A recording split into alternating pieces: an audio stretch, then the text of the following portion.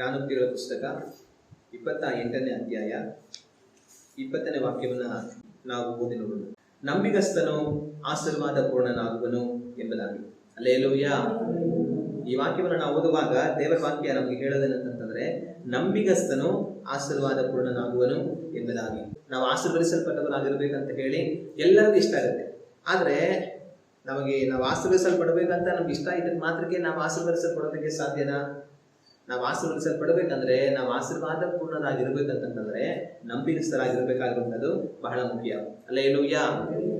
ನಾವು ಕರ್ತನೇ ನನ್ನನ್ನು ಆಶೀರ್ವಾದ ಮಾಡು ಅಂತ 1000 ಸರಿ ಪ್ರಾರ್ಥನೆ ಮಾಡಿದ್ರು ಪ್ರಯೋಜನ ಇಲ್ಲ. ಕರ್ತನ ಮುಂದೆ ನಂಬಿಗಸ್ತನಾಗಿದ್ರೆ ಅವರೇ ಆಶೀರ್ವಾದ ಮಾಡ್ತಾರೆ. ಹಲ್ಲೆಲೂಯಾ. ಕೆಲವರು ಏನ್ ಮಾಡ್ತಾರೆ, ಆ ಆಶೀರ್ವಾದವನ್ನ ನಾನು ಸ್ವತಂತ್ರಿಸ್ಕೊಳ್ತೀನಿ, ಈ ಆಶೀರ್ವಾದವನ್ನು ನಾನು ಸ್ವತಂತ್ರಿಸ್ಕೊಳ್ತೀನಿ, ಅದು ನನಗೆ, ಇದು ನನಗೆ ಅಂತ ಹೇಳ್ತಾರೆ. ಆದ್ರೆ ನಂಬಿಗಸ್ತರಲ್ಲದೆ ಹೋದ್ರೆ ಯಾವುದು ಸಿಗಲ್ಲ. ನಾವು ಎಷ್ಟು ಸರಿ ನಾನು ಇದನ್ನ ತಗೊಳ್ತೀನಿ, ಇದು ನನಗೆ ಅಂತ ಸ್ವೀಕರಿಸ್ತೀನಿ, ನಾನು ನಂಬಿಕೆಯಿಂದ ಪಡ್ಕೊಳ್ತೀನಿ ಅಂತ ಏನೇ ಹೇಳಿದ್ರು ಕೂಡ ಆಶೀರ್ವಾದ ಅನ್ನೋದು ಬರೋದಿಲ್ಲ. ಆದ್ರೆ ಆಶೀರ್ವಾದ ಬರ್ಬೇಕಂತಂದ್ರೆ ನಾವು ಕರ್ತನ ಮುಂದೆ ನಂಬಿಗಸ್ತರಾಗಿರ್ಬೇಕು. ಕರ್ತನ ಮುಂದೆ ನಂಬಿಗಸ್ತರಾಗಿರುವಾಗ ದೇವರೇ ನನ್ನ ಆಶೀರ್ವದಿಸೋದನ್ನ ಹೇಳ್ಬೇಕಾದ್ರೆ ಅಗತ್ಯನೇ ಇಲ್ಲ. ಆಶೀರ್ವಾದಗಳು ನಿಮ್ಮ ಹಿಂದೆ ತಾನಾಗಿನೇ ಬರುತ್ತೆ. ಹಲ್ಲೆಲೂಯಾ. ಆಗ ದೇವರ ವಾಕ್ಯ ಹೇಳುತ್ತೆ, ನಂಬಿಗಸ್ತನು ಆಶೀರ್ವಾದ ಪೂರ್ಣನಾಗುವನು ಎಂಬುದಾಗಿ. ನಾವು ಆಶೀರ್ವದಿಸಲ್ಪಡಬೇಕಂತ ಇಷ್ಟಪಟ್ಟರೆ ನಾವು ನಂಬಿಗಸ್ತರಾಗಿರ್ಬೇಕಾಗಿರುವಂಥದ್ದು ಬಹಳ ಮುಖ್ಯ. ನಂಬಿಗಸ್ತರಾಗಿರುವಂಥವ್ರನ್ನ ಕರ್ತನ ತಾನೇ ಆಶೀರ್ವದಿಸ್ತಾರೆ, ಕೇಳಬೇಕಾದ್ರೂ ಅಗತ್ಯನೇ ಇಲ್ಲ. ಹಲ್ಲೆಲೂಯಾ. ನಂಬಿಗಸ್ತರು ಆಶೀರ್ವಾದ ಪೂರ್ಣನಾಗುವರು. ಆದರೆ ಅಪನಂಬಿಗಸ್ತರು ಏನಾಗ್ತಾರೆ? ನಂಬಿಗಸ್ತರನ್ನ ದೇವರ ಆಶೀರ್ವಾದ ಮಾಡ್ತೀನಿ ಅಂತ ಬರ್ಕೊಟ್ಟಿದ್ದಾರೆ. ಆದ್ರೆ ಯಾರಾದ್ರೂ ಅಪನಂಬಿಗಸ್ತರಾಗಿದ್ರೆ ಅವ್ರು ಏನಾಗ್ಬೋದು? ಅಪನಂಬಿಗಸ್ತರಾಗಿದ್ರೆ ಅವರು ನಾಶನಕ್ಕೆ ಗುರಿಯಾಗ್ತಾರೆ. ನಂಬಿಗಸ್ತರನ್ನ ದೇವರ ಆಶೀರ್ವಾದ ಮಾಡ್ತಾರೆ.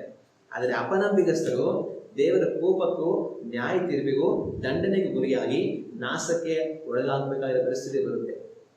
ಹಾಗಾದ್ರಿಂದ ನಾವೇನ್ ಮಾಡ್ಬೇಕು ಅಂತಂದ್ರೆ, ಕರ್ತನ ಮುಂದೆ ನಂಬಿಗಸ್ತರಾಗಿರೋದಕ್ಕೆ ನಮ್ಮನ್ನ ಕಾದುಕೊಳ್ಬೇಕಾಗಿರುವಂಥದ್ದು ಬಹಳ ಮುಖ್ಯ. ಹಲ್ಲೆಲೂಯಾ. ಯಾರು ದೇವರಾಜ್ಯವನ್ನು ಸೇರ್ತಾರೆ ಅಂತಂದ್ರೆ ನಂಬಿಗಸ್ತರೇ. ಕಡೆಯಲ್ಲಿ ಏನಾಗುತ್ತೆ ಅನ್ನೋದನ್ನ ಯೇಸು ಕ್ರಿಸ್ತರು ಹೇಳ್ತಾರೆ. ಕಡೆಯಲ್ಲಿ ನ್ಯಾಯ ತೀರ್ಪಾಗುವಂತ ವಿಷಯದಲ್ಲಿ ಯೇಸು ಕ್ರಿಸ್ತರು ಮಾತಾಡ್ತಾ ಅವ್ರ ಮುಂದೆ ಬರುವಂತ ಆಳಿಗೆ, ಚೆನ್ನಾಗಿ ಕೆಲಸವನ್ನು ಮಾಡಿರುವಂತ ಆಳಿಗೆ ಅವ್ರು ಹೇಳುವಂತ ಮಾತೇನು? ಬಲ ನಂಬಿಗಸ್ತನಾದ ಆಳು ನೀನು, ನಿನ್ನ ತಂದೆಯ ಸೌಭಾಗ್ಯದಲ್ಲಿ ಸೇರು ಅಂತ ಹೇಳಿ ಕಳಿಸ್ತಾರೆ. ಆಗ ನಂಬಿಗಸ್ತನ ಎಲ್ಲಿ ಸೇರ್ತಾನೆ? ತಂದೆಯ ರಾಜ್ಯಕ್ಕೆ ಸೇರ್ತಾನೆ, ತಂದೆಯ ಸೌಭಾಗ್ಯದಲ್ಲಿ ಸೇರ್ತಾನೆ. ಅನಾದಿ ಕಾಲದಿಂದ ತನಗೋಸ್ಕರವಾಗಿ ಉಂಟು ಮಾಡಲ್ಪಟ್ಟಿರುವಂತಹ ಸ್ವಾಸ್ಥ್ಯದಲ್ಲಿ ನಿಂತುಕೊಳ್ತಾನೆ. ಆದ್ರೆ ಅಪನಂಬಿಗಸ್ತರನ್ನಾಗ್ತಾರೆ, ತಳ್ಳಲ್ಪಡ್ತಾರೆ. ಅದರಿಂದ ನಾವು ನಂಬಿಗಸ್ತರಾಗಿರ್ಬೇಕಾಗಿರುವಂಥದ್ದು ನಮಗೆ ಬಹಳ ಮುಖ್ಯ. ದೇವರು ನಂಬಿಗಸ್ತನು ಆಶೀರ್ವಾದ ಪೂರ್ಣನು ಅಂತ ಬರ್ಕೊಟ್ರು. ಆದ್ರೆ ನಮ್ಮಲ್ಲಿ ಅನೇಕರಿಗೆ ಏನು ಅಂತಂತಂದ್ರೆ, ಆಶೀರ್ವಾದ ಪೂರ್ಣರಾಗಿರೋದಕ್ಕೆ ಇಷ್ಟ, ಆದ್ರೆ ನಂಬಿಗಸ್ತರಾಗಿರೋದಕ್ಕೆ ಕಷ್ಟ. ನಮ್ಮಲ್ಲಿ ಅನೇಕರು ನಾವು ಬಯಸೋದೇನು, ಆಶೀರ್ವದಿಸಲ್ಪಡುವರಾಗಿ ನಾವಿರ್ಬೇಕಂತ ಇಷ್ಟ, ಆದ್ರೆ ನಂಬಿಗಸ್ತರಾಗಿರೋದಕ್ಕೆ ಕಷ್ಟ. ಪ್ರಾರ್ಥನೆ ಮಾಡ್ತಾರೆ, ದೇವರೇ ನನ್ನನ್ನು ಆಶೀರ್ವಾದ ಮಾಡಪ್ಪ ಅಂತ. ಆದ್ರೆ ನಾವು ನಂಬಿಗಸ್ತರಾಗಿರ್ಬೇಕು ಅನ್ನೋದನ್ನ ಮರೆತು ಹೋಗ್ತಾರೆ. ಅದರಿಂದ ನಾವು ನಂಬಿಗಸ್ತರಾಗಿರಬೇಕಾಗಿರುವಂಥದ್ದು ಬಹಳ ಮುಖ್ಯ.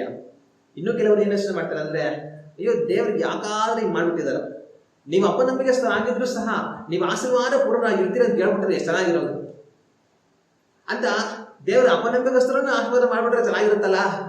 ಅದೇ ಇವ್ರಿಗೆ ಆಶೀರ್ವಾದ ಬೇಕು, ಆದ್ರೆ ನಂಬಿಗಸ್ತರಾಗಿರೋದಕ್ಕೆ ಆಗಲ್ಲ. ಅದಕ್ಕೇನ್ ಮಾಡ್ತಾರೆ, ದೇವರೇ ನೀನು ಅಪನಂಬಿಗಸ್ತರನ್ನು ಆಶೀರ್ವಾದ ಮಾಡಾಗಿದ್ರೆ ಚೆನ್ನಾಗಿರೋದಲ್ಲಪ್ಪ, ನನಗೊಂದು ಸ್ವಲ್ಪ ಆಶೀರ್ವಾದ ಬಂದ್ಬಿಟ್ಟಿರೋದು ಅಂತ ಯೋಚನೆ ಮಾಡ್ತಾರೆ. ಆದ್ರೆ ಆ ರೀತಿಯಾಗಿ ನಾವು ಇರುವಂತವರಾಗಿರಬಾರದು. ಇವತ್ತು ಒಂದು ಕ್ಷಣ ನಮ್ಮ ಬಗ್ಗೆ ನಾವು ಯೋಚನೆ ಮಾಡೋಣ.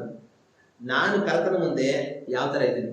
ನಾನು ನಂಬಿಗಸ್ತನಾಗಿದ್ದೇನಾ, ಅಪನಂಬಿಗಸ್ತನಾಗಿದ್ದೇನಾ? ಒಂದು ಕ್ಷಣ ನಮ್ಮ ಬಗ್ಗೆ ನಾವು ಯೋಚನೆ ಮಾಡೋಣ. ನಾವು ಅನೇಕ ಸರಿ ಏನ್ ಮಾಡ್ತಾ ಇರ್ತೇವೆ ಅಂತಂದ್ರೆ, ಇವನು ಇದನ್ನೆಲ್ಲ ಇವನು ಸರಿ ಇಲ್ಲ, ಇವನು ಅಪನಂಬಿಗಸ್ತ. ಅವಳು ಇದಳಲ್ಲ, ಅವಳು ಸ್ವಲ್ಪನೇ ಸರಿ ಇಲ್ಲ, ಅವಳು ಅಪನಂಬಿಗಸ್ತ. ಅಯ್ಯೋ ಅವರಲ್ಲಿ ಇದನ್ನೆಲ್ಲ ಅಯ್ಯೋ ಅವನು ಸರಿ ಇಲ್ಲ, ಅವನು ತುಂಬಾ ದೊಡ್ಡ ಅಪನಂಬಿಗಸ್ತ ಅಂತ ಬೇರೆಯವ್ರನ್ನ ಲೆಕ್ಕಾಚಾರ ಆಗ್ತಾ ಇರ್ತದೆ.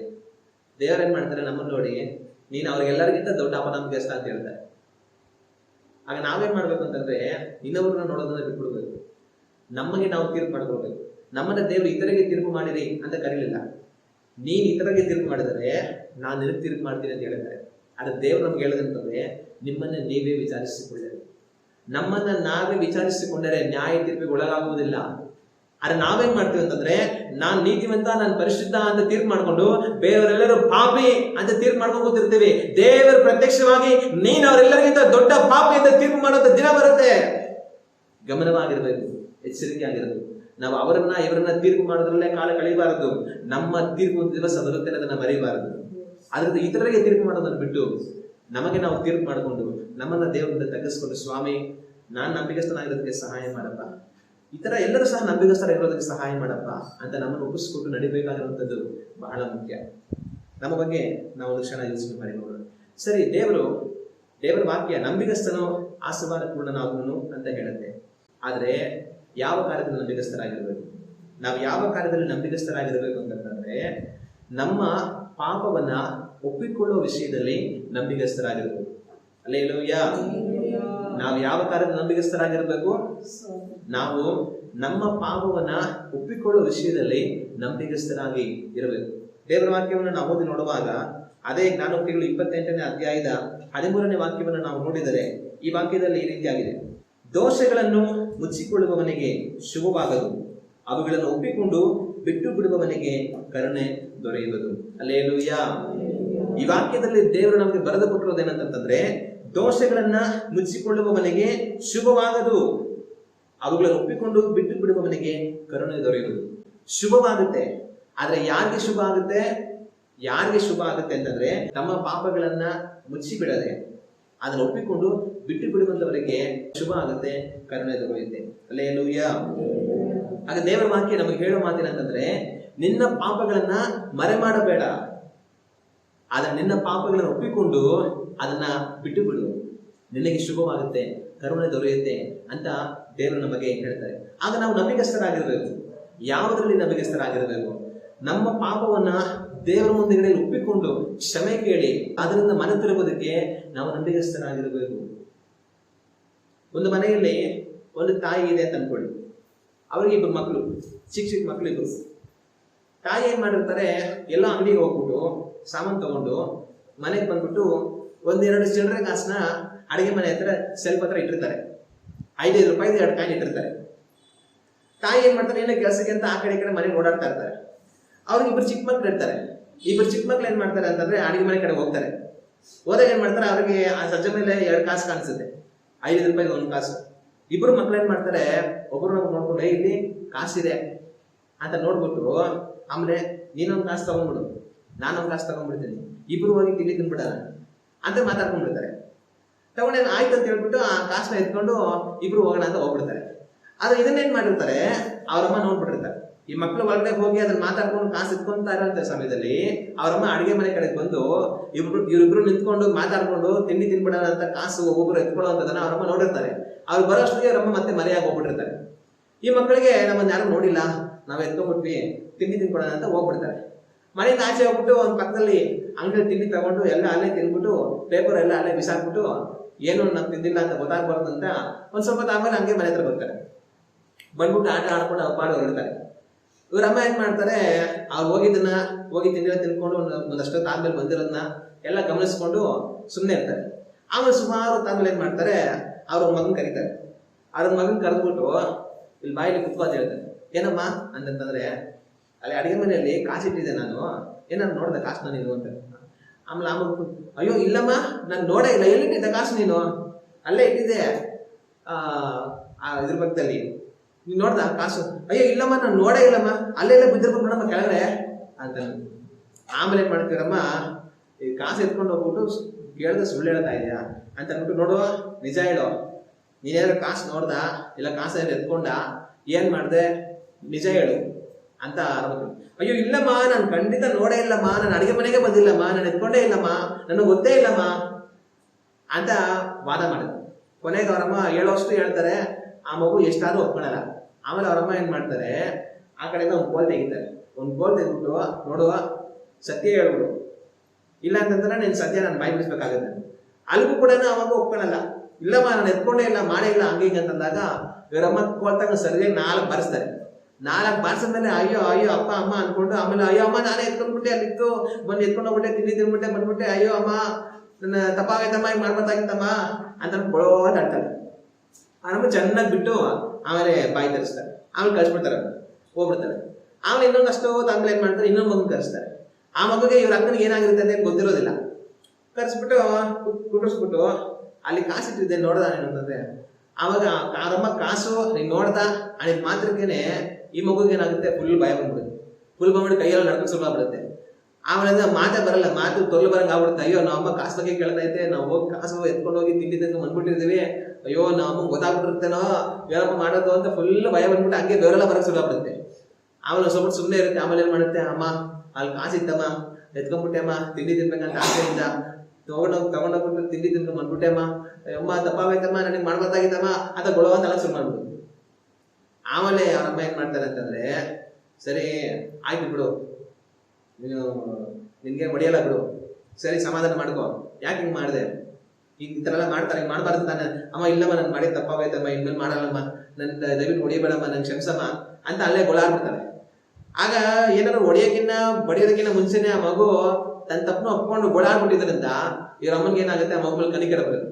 ಆಮೇಲೆ ಏನ್ ಮಾಡ್ತಾರೆ, ಸರಿ ಆಯ್ತು ಬಿಡು, ಏನೋ ಮಾಡಿ ತಪ್ಪು ಮಾಡ್ಬಿಟ್ಟಿದೆ, ಇನ್ಮೇಲೆ ಇದ್ರೆಲ್ಲ ಮಾಡಬಾರ್ದು ಗೊತ್ತಾಯ್ತಾ, ಇನ್ಮೇಲೆ ಕಾಸಿಗೆ ಎತ್ಕೊಂಡ್ರೆ ಸರಿಯಾಗಿ ನಿನಗೆ ಮನೆಗೆ ನೋಡಿದಾಗ ಇಲ್ಲಮ್ಮ ನಾನು ಯಾವತ್ತೂ ಮುಟ್ಟೋದೇ ಇಲ್ಲಮ್ಮ ಅಂತ ಅನ್ಕೋಬೋದು.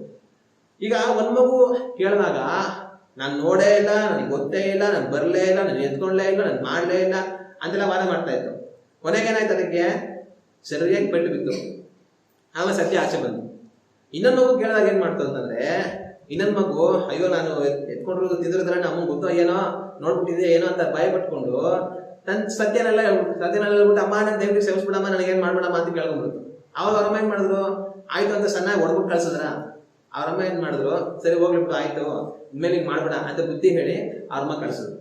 ಆಗ ಯಾವನು ತನ್ನ ದೋಷವನ್ನ ಮರೆ ಮಾಡ್ಕೊಳ್ತಾನೋ ಅವನಿಗೆ ಸರಿಯಾಗಿ ಒಲೆ ಬಿಡುತ್ತೆ. ಅರೆ ಯಾವನು ತನ್ನ ತಪ್ಪನ್ನು ಒಪ್ಕೊಂಡ್ಬಿಡ್ತಾನೋ ಅವನಿಗೆ ಕರುಣೆ ದೊರೆಯುತ್ತೆ. ಅಲ್ಲೇಲೂಯ್ಯ. ಅವಾಗ ಇದೇ ತರನೇ ನಾವು ದೇವರ ಮುಂದೆ ಬರುವಾಗ ನಮ್ಮ ತಪ್ಪುಗಳನ್ನ ದೇವರ ಹತ್ರ ಒಪ್ಕೊಂಡ್ಬಿಟ್ರೆ ನಮಗೆ ಕರುಣೆ ದೊರೆಯುತ್ತೆ. ನಮ್ಮ ತಪ್ಪುಗಳನ್ನ ದೇವರ ಹತ್ರ ನಾವು ಒಪ್ಕೊಂಡ್ತೀರಾ ನಾವು ನಡೆಯುವಂತವರಾಗಿದ್ರೆ ಸರಿಯಾಗಿ ಇಟ್ಬಿಡುತ್ತೆ. ಸರಿಯಾಗಿ ಇಟ್ಬಿಡುತ್ತೆ ಅಂದ್ರೆ ಏನು, ಮನುಷ್ಯರಾದ್ರೆ ಏಟ್ ಕೊಟ್ಟು ಕಳಿಸ್ತಾರೆ, ದೇವ್ರ ಏಟು ಬೇರೆ ತರದು. ದೇವ್ರ ಏಟು ಯಾವ್ದಂದ್ರೆ ಅಗ್ನಿ ನರಕಕ್ಕೆ ಹಾಕೋದು ಅಷ್ಟೇ. ಅವಾಗ ಅದರಿಂದ ನಾವು ನಂಬಿಗಸ್ತರಾಗಿರ್ಬೇಕು. ಯಾವ ವಿಷಯದಲ್ಲಿ ನಾವು ನಂಬಿಗಸ್ತರಾಗಿರ್ಬೇಕು, ನಮ್ಮ ತಪ್ಪುಗಳನ್ನ ನಮ್ಮ ಪಾಪಗಳನ್ನ ದೇವರ ಮುಂದೆಗಡೆಯಲ್ಲಿ ಒಪ್ಪಿಕೊಳ್ಳೋದಕ್ಕೆ ನಾವು ನಂಬಿಗಸ್ತರಾಗಿರ್ಬೇಕು. ಆದ್ರೆ ಅನೇಕರು ಏನ್ ಮಾಡ್ತಾರೆ ಅಂತಂದ್ರೆ, ತಮ್ಮ ಪಾಪಗಳನ್ನ ದೇವರ ಮುಂದೆಗಡೆಯಲ್ಲಿ ಒಪ್ಪಿಕೊಳ್ಳುವ ವಿಷಯದಲ್ಲಿ ನಂಬಿಗಸ್ತರಾಗಿ ಇರೋದಿಲ್ಲ. ಅವ್ರೇನ್ ಮಾಡ್ತಾರೆ ಅಂತಂದ್ರೆ, ನನ್ನಲ್ಲಿ ಯಾವ್ದು ಪಾಪನೇ ಇಲ್ಲ, ನನ್ನಲ್ಲಿ ಯಾವ್ದು ತಪ್ಪೇ ಇಲ್ಲ, ನಾನು ಯಾವ ಪಾಪ ಮಾಡೇ ಇಲ್ಲ, ನಾನು ಏನು ಅಪರಾಧಗಳು ಮಾಡೇ ಇಲ್ಲ, ನಾನು ಪರಿಶುದ್ಧನು, ನಾನು ನೀತಿವಂತನು, ನಾನು ಒಳ್ಳೆಯವನು ಅಂತ ವಾದ ಮಾಡುವಂತವರಾಗಿರ್ತಾರೆ. ಆದ್ರೆ ನನ್ನಲ್ಲಿ ಪಾಪ ಇದೆ, ನನ್ನ ಪಾಪಗಳನ್ನ ನಾನು ದೇವರ ಬಳಿಯಲ್ಲಿ ಒಪ್ಕೊಳ್ತೀನಿ, ನನ್ನ ತಗ್ಗಿಸ್ಕೊಳ್ತೀನಿ, ದೇವರೇ ನನ್ ಕ್ಷಮಿಸು, ಕೃಪೆ ತೋರಿಸು, ನನ್ನ ಪರಿಶುದ್ಧನಾಗಿ ಜೀವಿಸೋಕೆ ಸಹಾಯ ಮಾಡು, ನನ್ನ ಪಾಪಗಳಿಂದ ನನ್ನನ್ನು ಬಿಡುಗಡೆಗೊಳಿಸು, ನನ್ನನ್ನು ರಕ್ಷಿಸು ಅಂತ ಕೇಳೋದಿಲ್ಲ.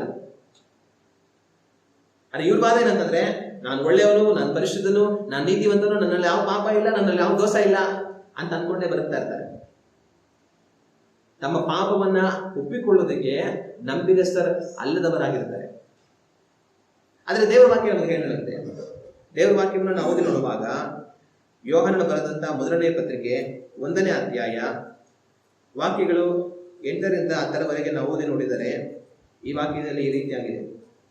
ನಮ್ಮಲ್ಲಿ ಪಾಪವಿಲ್ಲವೆಂದು ನಾವು ಹೇಳಿದರೆ ನಮ್ಮನ್ನು ನಾವೇ ಮೋಸಪಡಿಸಿಕೊಳ್ಳುತ್ತೇವೆ ಮತ್ತು ಸತ್ಯವೆಂಬುದು ನಮ್ಮಲ್ಲಿ ಇಲ್ಲ. ನಮ್ಮ ಪಾಪಗಳನ್ನು ಒಪ್ಪಿಕೊಂಡು ಅರಿಕೆ ಮಾಡಿದರೆ ಆತನು ನಂಬಿಗಸ್ತನು ನೀತಿವಂತನೂ ಆಗಿರುವುದರಿಂದ ನಮ್ಮ ಪಾಪಗಳನ್ನು ಕ್ಷಮಿಸಿಬಿಟ್ಟು ಸಕಲ ಅನೀತಿಯನ್ನು ಪರಿಹರಿಸಿ ನಮ್ಮನ್ನ ಶುದ್ಧಿ ಮಾಡುವನು. ನಾವು ಪಾಪ ಮಾಡಲಿಲ್ಲವೆಂದು ಹೇಳಿದರೆ ಆತನನ್ನು ಸುಳ್ಳುಗಾರನನ್ನಾಗಿ ಮಾಡುತ್ತೇವೆ ಮತ್ತು ಆತನ ವಾಕ್ಯವು ನಮ್ಮಲ್ಲಿ ಇಲ್ಲ. ಇಲ್ಲಿ ದೇವರ ವಾಕ್ಯ ನಮಗೆ ಹೇಳೋದಲ್ಲ ಏನಂತಂದ್ರೆ, ನಮ್ಮಲ್ಲಿ ಪಾಪವಿಲ್ಲವೆಂದು ನಾವು ಹೇಳಿದರೆ ನಮ್ಮನ್ನು ನಾವೇ ಮೋಸಪಡಿಸಿಕೊಳ್ಳುತ್ತೇವೆ. ಯಾರಾದ್ರೂ ನನ್ನಲ್ಲಿ ಪಾಪನೇ ಇಲ್ಲ ಅಂತ ನೀವು ಹೇಳ್ತಾ ಇದ್ದೀರಾ ಅಂತಂದ್ರೆ ನಿಮ್ಮನ್ನು ನೀವೇ ಮೋಸ ಮಾಡ್ಕೊಳ್ತಾ ಇದ್ದೀರಾ, ಮತ್ತೆ ಸತ್ಯ ನಿಮ್ಮಲ್ಲಿ ಇಲ್ಲ. ಆದ್ರೆ ನಮ್ಮ ಪಾಪಗಳನ್ನ ಒಪ್ಪಿಕೊಂಡು ಅರಿಕೆ ಮಾಡಿದರೆ ದೇವರು ನಂಬಿಗಸ್ತನು, ಆತನು ನೀತಿವಂತನು. ಆತನೇನ್ ಮಾಡ್ತಾನೆ, ನಮ್ಮ ಪಾಪಗಳನ್ನೆಲ್ಲ ಕ್ಷಮಿಸಿಬಿಟ್ಟು ನಮ್ಮ ಸಕಲ ಅನೀತಿಯನ್ನ ಪರಿಹರಿಸಿ ನಮ್ಮನ್ನು ಶುದ್ಧ ಮಾಡ್ತಾನೆ. ಆದ್ರೆ ನಾವು ನಮ್ಮಲ್ಲಿ ಪಾಪ ಇಲ್ಲ ಅಂತ ಹೇಳ್ತಾ ಇದ್ರೆ ದೇವರನ್ನ ಸುಳ್ಳುಗಾರನನ್ನಾಗಿ ನಾವು ಮಾಡ್ತೇವೆ. ಹಂಗಂದ್ರೆ ನೀವು ಪಾಪಿಗಳು ಅಂತ ಹೇಳಿದ ದೇವ್ರ ಸುಳ್ಳುಗಾರರಾಗ್ತಾರೆ. ನೀವು ಆತರ ಕೆಲಸ ಮಾಡ್ತಾ ಇರ್ತೀರಿ, ಆದ್ರೆ ಅದು ಸಾಧ್ಯ ಇಲ್ಲ ಅಂತ ದೇವರ ವಾಕ್ಯ ನಮಗೆ ಹೆಚ್ಚಿಸುತ್ತೆ. ಆದ್ರೆ ನಾವು ಯಾವುದರಲ್ಲಿ ನಂಬಿಕಸ್ಥರಾಗಿರ್ಬೇಕು? ಯಾವುದರಲ್ಲಿ ನಂಬಿಕಸ್ಥರಾಗಿರ್ಬೇಕಂದ್ರೆ ನಮ್ಮ ಪಾಪಗಳನ್ನ ದೇವರ ಮುಂದುಗಡೆಯಲ್ಲಿ ಒಪ್ಪಿಕೊಳ್ಳೋದ್ರಲ್ಲಿ ನಾವು ನಂಬಿಕಸ್ಥರಾಗಿರ್ಬೇಕು. ಆದ್ರೆ ಅನೇಕರು ಅದರಲ್ಲಿ ನಂಬಿಕಸ್ಥರಾಗಿ ಇರೋದಿಲ್ಲ. ನಾನು ಪಾಪಿ ಅಂತ ಒಪ್ಪಿಕೊಳ್ಳೋದಕ್ಕೆ ಅವರಿಗೆ ಮನಸ್ಸು ಇರೋದಿಲ್ಲ. ಅವರು ತಮ್ಮ ಪಾಪಗಳನ್ನ ಮರೆ ಮಾಡಿ ನನ್ನಲ್ಲಿ ಪಾಪವೇ ಇಲ್ಲ ಅಂತ ಹೇಳ್ಕೊಳ್ತಾ ಇರ್ತಾರೆ, ನನ್ನಲ್ಲಿ ಯಾವುದೇ ಅಪರಾಧ ಇಲ್ಲ ಅಂತ ಹೇಳ್ಕೊಳ್ತಾ ಇರ್ತಾರೆ.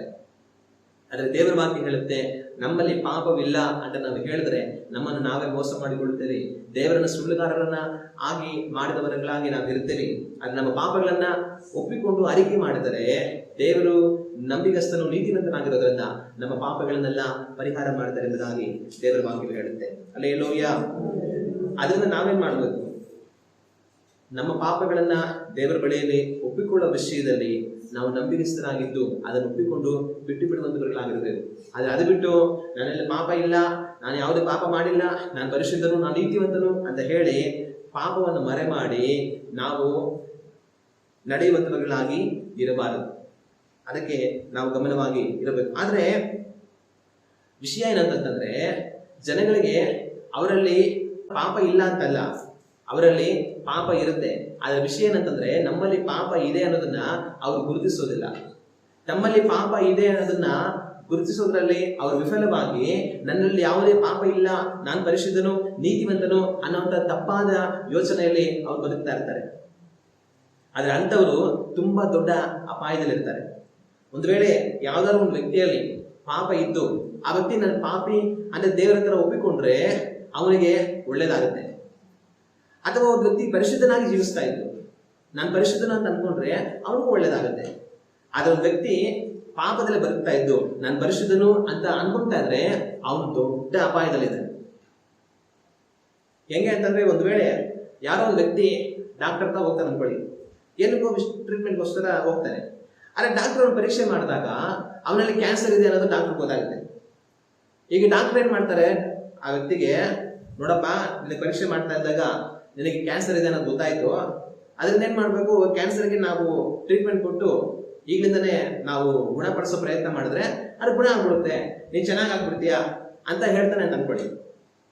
ಈಗ ಆ ರೀತಿಯಾಗಿ ಹೇಳಿದಾಗ ಈ ವ್ಯಕ್ತಿ, ಏನ್ ಡಾಕ್ಟರ್ ನಿಮಗೆ ಹೇಳ್ತೀರಾ ನನ್ನಲ್ಲಿ ಕ್ಯಾನ್ಸರ್ ಇಲ್ಲ, ನನಗೇನಿಲ್ಲ, ನಾನು ಚೆನ್ನಾಗಿದ್ದೀನಿ, ನನ್ಗೇನಾಗಿದೆ ನೋಡಿ ಎಲ್ಲ ಚೆನ್ನಾಗಿದ್ದೀನಿ, ಸುಳ್ಳು ಹೇಳ್ತೀರಾ ನನ್ನಲ್ಲಿ ಕ್ಯಾನ್ಸರ್ ಇದೆ ಅಂತ, ನಾನು ಚೆನ್ನಾಗಿದ್ದೀನಿ, ನೀವ್ ಹೇಳಿದ್ರೆ ನಾನು ನಂಬೋದಿಲ್ಲ, ನನಗೇನು ಆಗಿಲ್ಲ ಅಂತ ಅನ್ಕೊಂಡು ಹೊರಟಾದ ಅನ್ಕೊಳ್ಳಿ. ಹಂಗ ಹೊರಟೋದ್ರೆ ಏನಾಗುತ್ತೆ, ಹಂಗ ಹೊರಟೋದ್ರೆ ಕಾಲಕ್ರಮೇಣ ಅವಳಿರುವಂತ ಕ್ಯಾನ್ಸರ್ ಬೆಳೆದು ಬೆಳೆದು ಬೆಳೆದು ಇಡೀ ಶರೀರವನ್ನೆಲ್ಲ ವ್ಯಾಪಿಸ್ಕೊಂಡು ಕೊನೆಗೆ ಒಂದ್ ದಿವಸ ಅದರಲ್ಲಿ ಅವನು ಸತ್ತು ಹೋಗ್ತಾನೆ. ಅದೇ ರೀತಿಯಾಗಿ ಒಂದು ವ್ಯಕ್ತಿ ತನ್ನಲ್ಲಿ ಪಾಪ ಇದೆ ಅನ್ನೋದನ್ನ ದೇವರು ಹೇಳುವಾಗ ಅವನದನ್ನು ಒಪ್ಪಿಕೊಳ್ಳದೆ, ದೇವರೇ ನಾನು ಯಾವ ಪಾಪಿ ಅಲ್ಲ, ನನ್ನಲ್ಲಿ ಯಾವ ಪಾಪ ಇಲ್ಲ, ನಾನು ಪಾಪನೇ ಮಾಡಿಲ್ಲ, ನಾನು ಒಳ್ಳೆಯವನು, ನಾನು ಪರಿಶುದ್ಧನು, ನೀತಿವಂತನು ಅನ್ಕೊಂಡೇ ಬದುಕ್ತಾ ಇದ್ರೆ ತುಂಬಾ ದೊಡ್ಡ ಅಪಾಯದಲ್ಲಿದ್ದಾನೆ. ಯಾವ ರೀತಿ ಕ್ಯಾನ್ಸರ್ ಇದೆ ಅಂತ ಹೇಳಿದಾಗ ಅದನ್ನ ಅವನು ನಂಬಿ ಅದಕ್ಕೆ ಬೇಕಾದಂತ ಟ್ರೀಟ್ಮೆಂಟ್ ಅವ್ನು ಮಾಡಿಸ್ಕೊಂಡಿಲ್ಲ ಅಂತಂದ್ರೆ ಆ ಕ್ಯಾನ್ಸರ್ ಬೆಳೆದು ಪೂರ್ತಿ ಅವನ ಶರೀರವನ್ನೆಲ್ಲ ವ್ಯಾಪಿಸಿ ಅವನನ್ನು ಹಾಳು ಮಾಡುತ್ತೋ, ಅದೇ ರೀತಿಯಾಗಿ ದೇವರಲ್ಲಿ ಪಾಪ ಇದೆ ಅನ್ನೋದನ್ನ ತೋರಿಸ್ಕೊಡುವಾಗ ಆ ವ್ಯಕ್ತಿ, ದೇವರೇ ನನ್ನಲ್ಲಿ ಪಾಪ ಇದೆ, ನನ್ನ ಪಾಪನ ಕ್ಷಮಿಸು, ಮನ್ನಿಸು, ನನ್ನ ಪಾಪದಿಂದ ಮನೆ ತೆರವರಿಗೆ ಸಹಾಯ ಮಾಡು, ದೇವರೇ ನನ್ನ ಪರಿಶುದ್ಧನಾಗಿ ಜೀವಿಸೋದಕ್ಕೆ ಸಹಾಯ ಮಾಡು ಅಂತ ದೇವರಿಗೆ ತನ್ನನ್ನು ಒಪ್ಪಿಸಿಕೊಡದೆ, ತನ್ನನ್ನ ಅರ್ಪಿಸಿಕೊಳ್ಳದೆ ಹೋದರೆ ಆ ಪಾಪ ಅವನಲ್ಲೇ ಬೆಳೆದು ಅವನನ್ನ ಪರಿಪೂರ್ಣವಾಗಿ ವ್ಯಾಪಿಸಿ ಒಂದು ದಿವಸ ಅವನನ್ನ ನಾಶ ಮಾಡಿ ಆಗುತ್ತೆ. ಅದರಿಂದ ಪಾಪ ಇದ್ದುಕೊಂಡು ನನ್ನಲ್ಲಿ ಪಾಪ ಇಲ್ಲ, ನನ್ನ ಪರಿಶುದ್ಧನು, ನೀತಿವಂತನು ಅಂತ ಬದುಕೋದು ಮಹಾ ದೊಡ್ಡ ಅಪಾಯ. ಅದು ಒಂದು ದಿವಸ ಅವರನ್ನ ಸರ್ವ ನಾಶ ಮಾಡಿಬಿಡುತ್ತೆ. ಆದ್ರೆ ಒಂದು ವ್ಯಕ್ತಿ ತನಗೊಂದು ವೇಳೆ ಕ್ಯಾನ್ಸರ್ ಇದ್ರೆ ಅದರಿಂದ ಅವನು ಬಿಡುಗಡೆ ಆಗ್ಬೇಕಂದ್ರೆ ಏನ್ ಮಾಡಬೇಕು? ಅವನು ಸಹಕರಿಸ್ಬೇಕು. ಅವನು ಸಹಕರಿಸ್ಬೇಕಂದ್ರೆ ಹೆಂಗೆ? ಅವನು ಡಾಕ್ಟರ್ ಬಂದ್ರು, ಡಾಕ್ಟ್ರೇ ನೀವೇನೋ ಕ್ಯಾನ್ಸರ್ ಇದೆ ಅಂತ ಹೇಳಿದ್ರಲ್ಲ, ಸರಿ ಏನೋ ಟ್ರೀಟ್ಮೆಂಟ್ ಮಾಡಿ, ನನಗೆ ಆಪರೇಷನ್ ಮಾಡ್ತೀರಾ ಮಾಡಿ, ಏನ್ ಮಾಡ್ತೀರಾ ಮಾಡಿ ಡಾಕ್ಟ್ರೆ ಅಂತ ಅವನು ಡಾಕ್ಟರ್ ಒಪ್ಪಿಸ್ಕೊತಾಗ ಡಾಕ್ಟರ್ ಏನ್ ಬೇಕು ಅವ್ನು ಬೇಕಾದ ಚಿಕಿತ್ಸೆ ಎಲ್ಲ ಮಾಡಿ ಅವನನ್ನು ವಾಸಿ ಮಾಡ್ತಾರೆ. ಆದ್ರೆ ಅವ್ನ ಡಾಕ್ಟರ್ ನಿಮ್ಗೆ ಈ ತರ ಇದೆಯಪ್ಪ ಅಂತ ಹೇಳಿದಾಗ್ಲೂ ಕೂಡ ಅದನ್ನ ಹೇಳಿದ್ರ ಟ್ರೀಟ್ಮೆಂಟ್ ಬೇಕಾದ ಟ್ರೀಟ್ಮೆಂಟ್ ಮಾಡಿಸ್ಕೊಳ್ತೀರಾ, ಅವ್ನ ಪಾಡ್ಗೆ ಅವ್ನ ಮನೇಲಿದ್ರೆ ಏನಾಗುತ್ತೆ? ಅದರಿಂದ ಅವನು ನಾಶವಾಗಿ ಹೋಗ್ತಾನೆ. ಅದೇ ರೀತಿಯಾಗಿ ನಿನ್ನಲ್ಲಿ ಪಾಪ ಉಂಟು ಅನ್ನೋದನ್ನ ದೇವರು ನಮಗೆ ತೋರಿಸ್ಕೊಡುವಾಗ ನಾವು ಅದರಿಂದ ಬಿಡುಗಡೆ ಹೊಂದಿಕೊಳ್ಳೋ ಹಾಗೆ ದೇವರ ಬಳಿಯಲ್ಲಿ ಸಹಕರಿಸುವಂತವರಾಗಿರಬೇಕು. ಹಾಗಾದ್ರೆ ನಾವೇನ್ ಮಾಡಬೇಕು? ಯೇಸು ಕ್ರಿಸ್ತನ ಬಳಿಗೆ ಬಂದು, ಯೇಸುವೇ ನಾನು ಪಾಪಿಯಪ್ಪ, ನನ್ನ ಕ್ಷಮಿಸು, ನನ್ನ ಪಾಪವನ್ನು ಮನ್ನಿಸು, ನಿನ್ನ ರಕ್ತದಿಂದ ನನ್ನ ಪಾಪವನ್ನು ತೊಳೆದು ನನ್ನ ಬಿಡುಗಡೆಗೊಳಿಸು, ನನ್ನ ರಕ್ಷಿಸು ಅಂತ ಹೇಳಿ ಅವರ ಬಳಿಗೆ ನಾವು ಬರುವಾಗ ಯೇಸು ಕ್ರಿಸ್ತನ ಏನ್ ಮಾಡ್ತಾರೆ? ತನ್ನ ರಕ್ತದಿಂದ ನಮ್ಮ ಪಾಪಗಳನ್ನೆಲ್ಲ ತೊಳೆದು ನಮ್ಮ ಪಾಪಗಳನ್ನು ಪರಿಹರಿಸ್ತಾರೆ, ನಮ್ಮ ರಕ್ಷಿಸ್ತಾರೆ. ನಾವು ಪರಿಶುದ್ಧರಾಗಿ ಜೀವಿಸೋದಕ್ಕೆ ಅವರು ನಮಗೆ ಸಹಾಯವನ್ನು ಮಾಡ್ತಾರೆ. ಆದ್ರೆ ನಾವು ಸಹಕರಿಸಲು ಹೋದ್ರೆ ಅಂದ್ರೆ ಏನು? ನಾವು ಪಾಪಿ ಅನ್ನೋದನ್ನು ಒಪ್ಕೊಳ್ಳದೆ, ಯೇಸುವೇ ನನ್ನ ಪಾಪವನ್ನು ಕ್ಷಮಿಸು ಅಂತ ಅವ್ರ ಮುಂದೆ ಬರದೆ ಹೋದ್ರೆ ನಮ್ಮ ಪಾಪದಲ್ಲೇ ನಾವು ಸಾಗಬೇಕಾಗುತ್ತೆ. ಡಾಕ್ಟರ್ ನನಗೆ ಕ್ಯಾನ್ಸರ್ ಇದೆ ಅಂತ ಹೇಳಿದಾಗ್ಲೂ ಅದನ್ನು ಕೇಳಿದ್ರೆ ಹೋಗಿ ಮನೇಲಿ ಇದ್ಕೊಂಡ್ರೆ ಅದರಿಂದ ನಾಶವಾಗಿ ಹೋಗ್ತಾನೆ. ಡಾಕ್ಟರ್ ಬಂದ್ರೆ ಅವನಿಗೆ ಒಳ್ಳೇದಾಗುತ್ತೆ. ಅದೇ ತರನೇ ನಮ್ಮಲ್ಲಿ ಪಾಪ ಇದೆ ಅನ್ನೋದನ್ನ ದೇವ್ರ ನಮಗೆ ತೋರಿಸ್ಕೊಟ್ಟಿರುವಾಗ ನಾವು ಪಾಪ ಏನಾದ್ರು ಒಪ್ಕೊಂಡು ದೇವ್ರ ಮುಂದೆ ಬಂದು, ದೇವರೇ ನನ್ನಲ್ಲಿ ಏನೇ ಪಾಪ ಇದ್ರೆ ಕ್ಷಮಿಸು ಸ್ವಾಮಿ, ನಾನು ಪರಿಶುದ್ಧನಾಗಿ ಜೀವಿಸೋದಕ್ಕೆ, ನನ್ನ ಪಾಪದಿಂದೆಲ್ಲ ಮನ ತಿರುಗುವವರಿಗೆ ಸಹಾಯ ಮಾಡು ಅಂತ ಹೇಳಿ ನಾವು ಅವ್ರ ಮುಂದೆ ಬಂದು ಅಡ್ಡ ಬಿಡುವಾಗ ಅವ್ರೇನ್ ಮಾಡ್ತಾರೆ? ನಮ್ಮನ್ನ ಅವ್ರಿಂದ ಬಿಡಿಸಿ ನಮ್ಮನ್ನ ರಕ್ಷಿಸಿ ನಾವು ನಡೆಯತಕ್ಕ ಮಾರ್ಗದಲ್ಲಿ ನಡೆಸ್ತಾರೆ. ಆದ್ರೆ ನಾನು ಪಾಪಿ ಅಲ್ಲ, ನನ್ನಲ್ಲಿ ಯಾವ ದೋಷ ಇಲ್ಲ, ನನ್ನಲ್ಲಿ ಯಾವ ಅಪರಾಧ ಇಲ್ಲ, ನಾನು ಪರಿಶುದ್ಧನು ನೀತಿವಂತನು ಅನ್ನುವಂತ ಯೋಚನೆಯಲ್ಲೇ ನಾವು ಬರ್ಕೊಂಡು ಹೋದ್ರೆ ದೇವರು ನಮ್ಮನ್ನ ಶುದ್ಧೀಕರಿಸೋದಕ್ಕೆ ಆಗೋದಿಲ್ಲ. ಮನೇಲೆ ಇದ್ರೆ ಕ್ಯಾನ್ಸರ್ ಬಂತವನು ಡಾಕ್ಟರ್ ಹೋಗಿಲ್ಲ ಅಂದ್ರೆ ಡಾಕ್ಟರ್ ಏನ್ ಮಾಡಕ್ಕಾಗತ್ತೆ? ಅದೇ ತರ ಪಾಪ ಉಳ್ಳವನು ತನ್ನನ್ನು ತಗ್ಗಿಸಿಕೊಂಡು ದೇವರ ಮುಂದೆ ಬರದೆ ಹೋದ್ರೆ ದೇವರು ಏನು ಮಾಡೋದಕ್ಕಾಗೋದಿಲ್ಲ. ಅವನ ಪಾಪ ಅವನನ್ನ ನಾಶ ಮಾಡಿಬಿಡುತ್ತೆ. ಆದ್ರೆ ನಾವು ಆ ರೀತಿಯಾಗಿ ಮಾಡದೆ ನಮ್ಮ ಪಾಪಗಳನ್ನು ಒಪ್ಪಿಕೊಳ್ಳೋದಕ್ಕೆ ನಾವು ನಂಬಿಗಸ್ತರಾಗಿರಬೇಕು. ಮಗನೇ ನಿನ್ನಲ್ಲಿ ಒಂದು ದೋಷ ಇದೆ, ಮಗಳೇ ನಿನ್ನಲ್ಲಿ ಒಂದು ದೋಷ ಇದೆ ಅಂತ ದೇವರು ನಮಗೆ ಖಂಡಿಸಿ ತೋರಿಸುವಾಗ ದೇವರೇ ನನ್ನನ್ನು ಕ್ಷಮಿಸು ಅಂತ ಹೇಳಿ ದೇವರ ಮುಂದೆ ಬರುವಂತವರಾಗಿರಬೇಕು.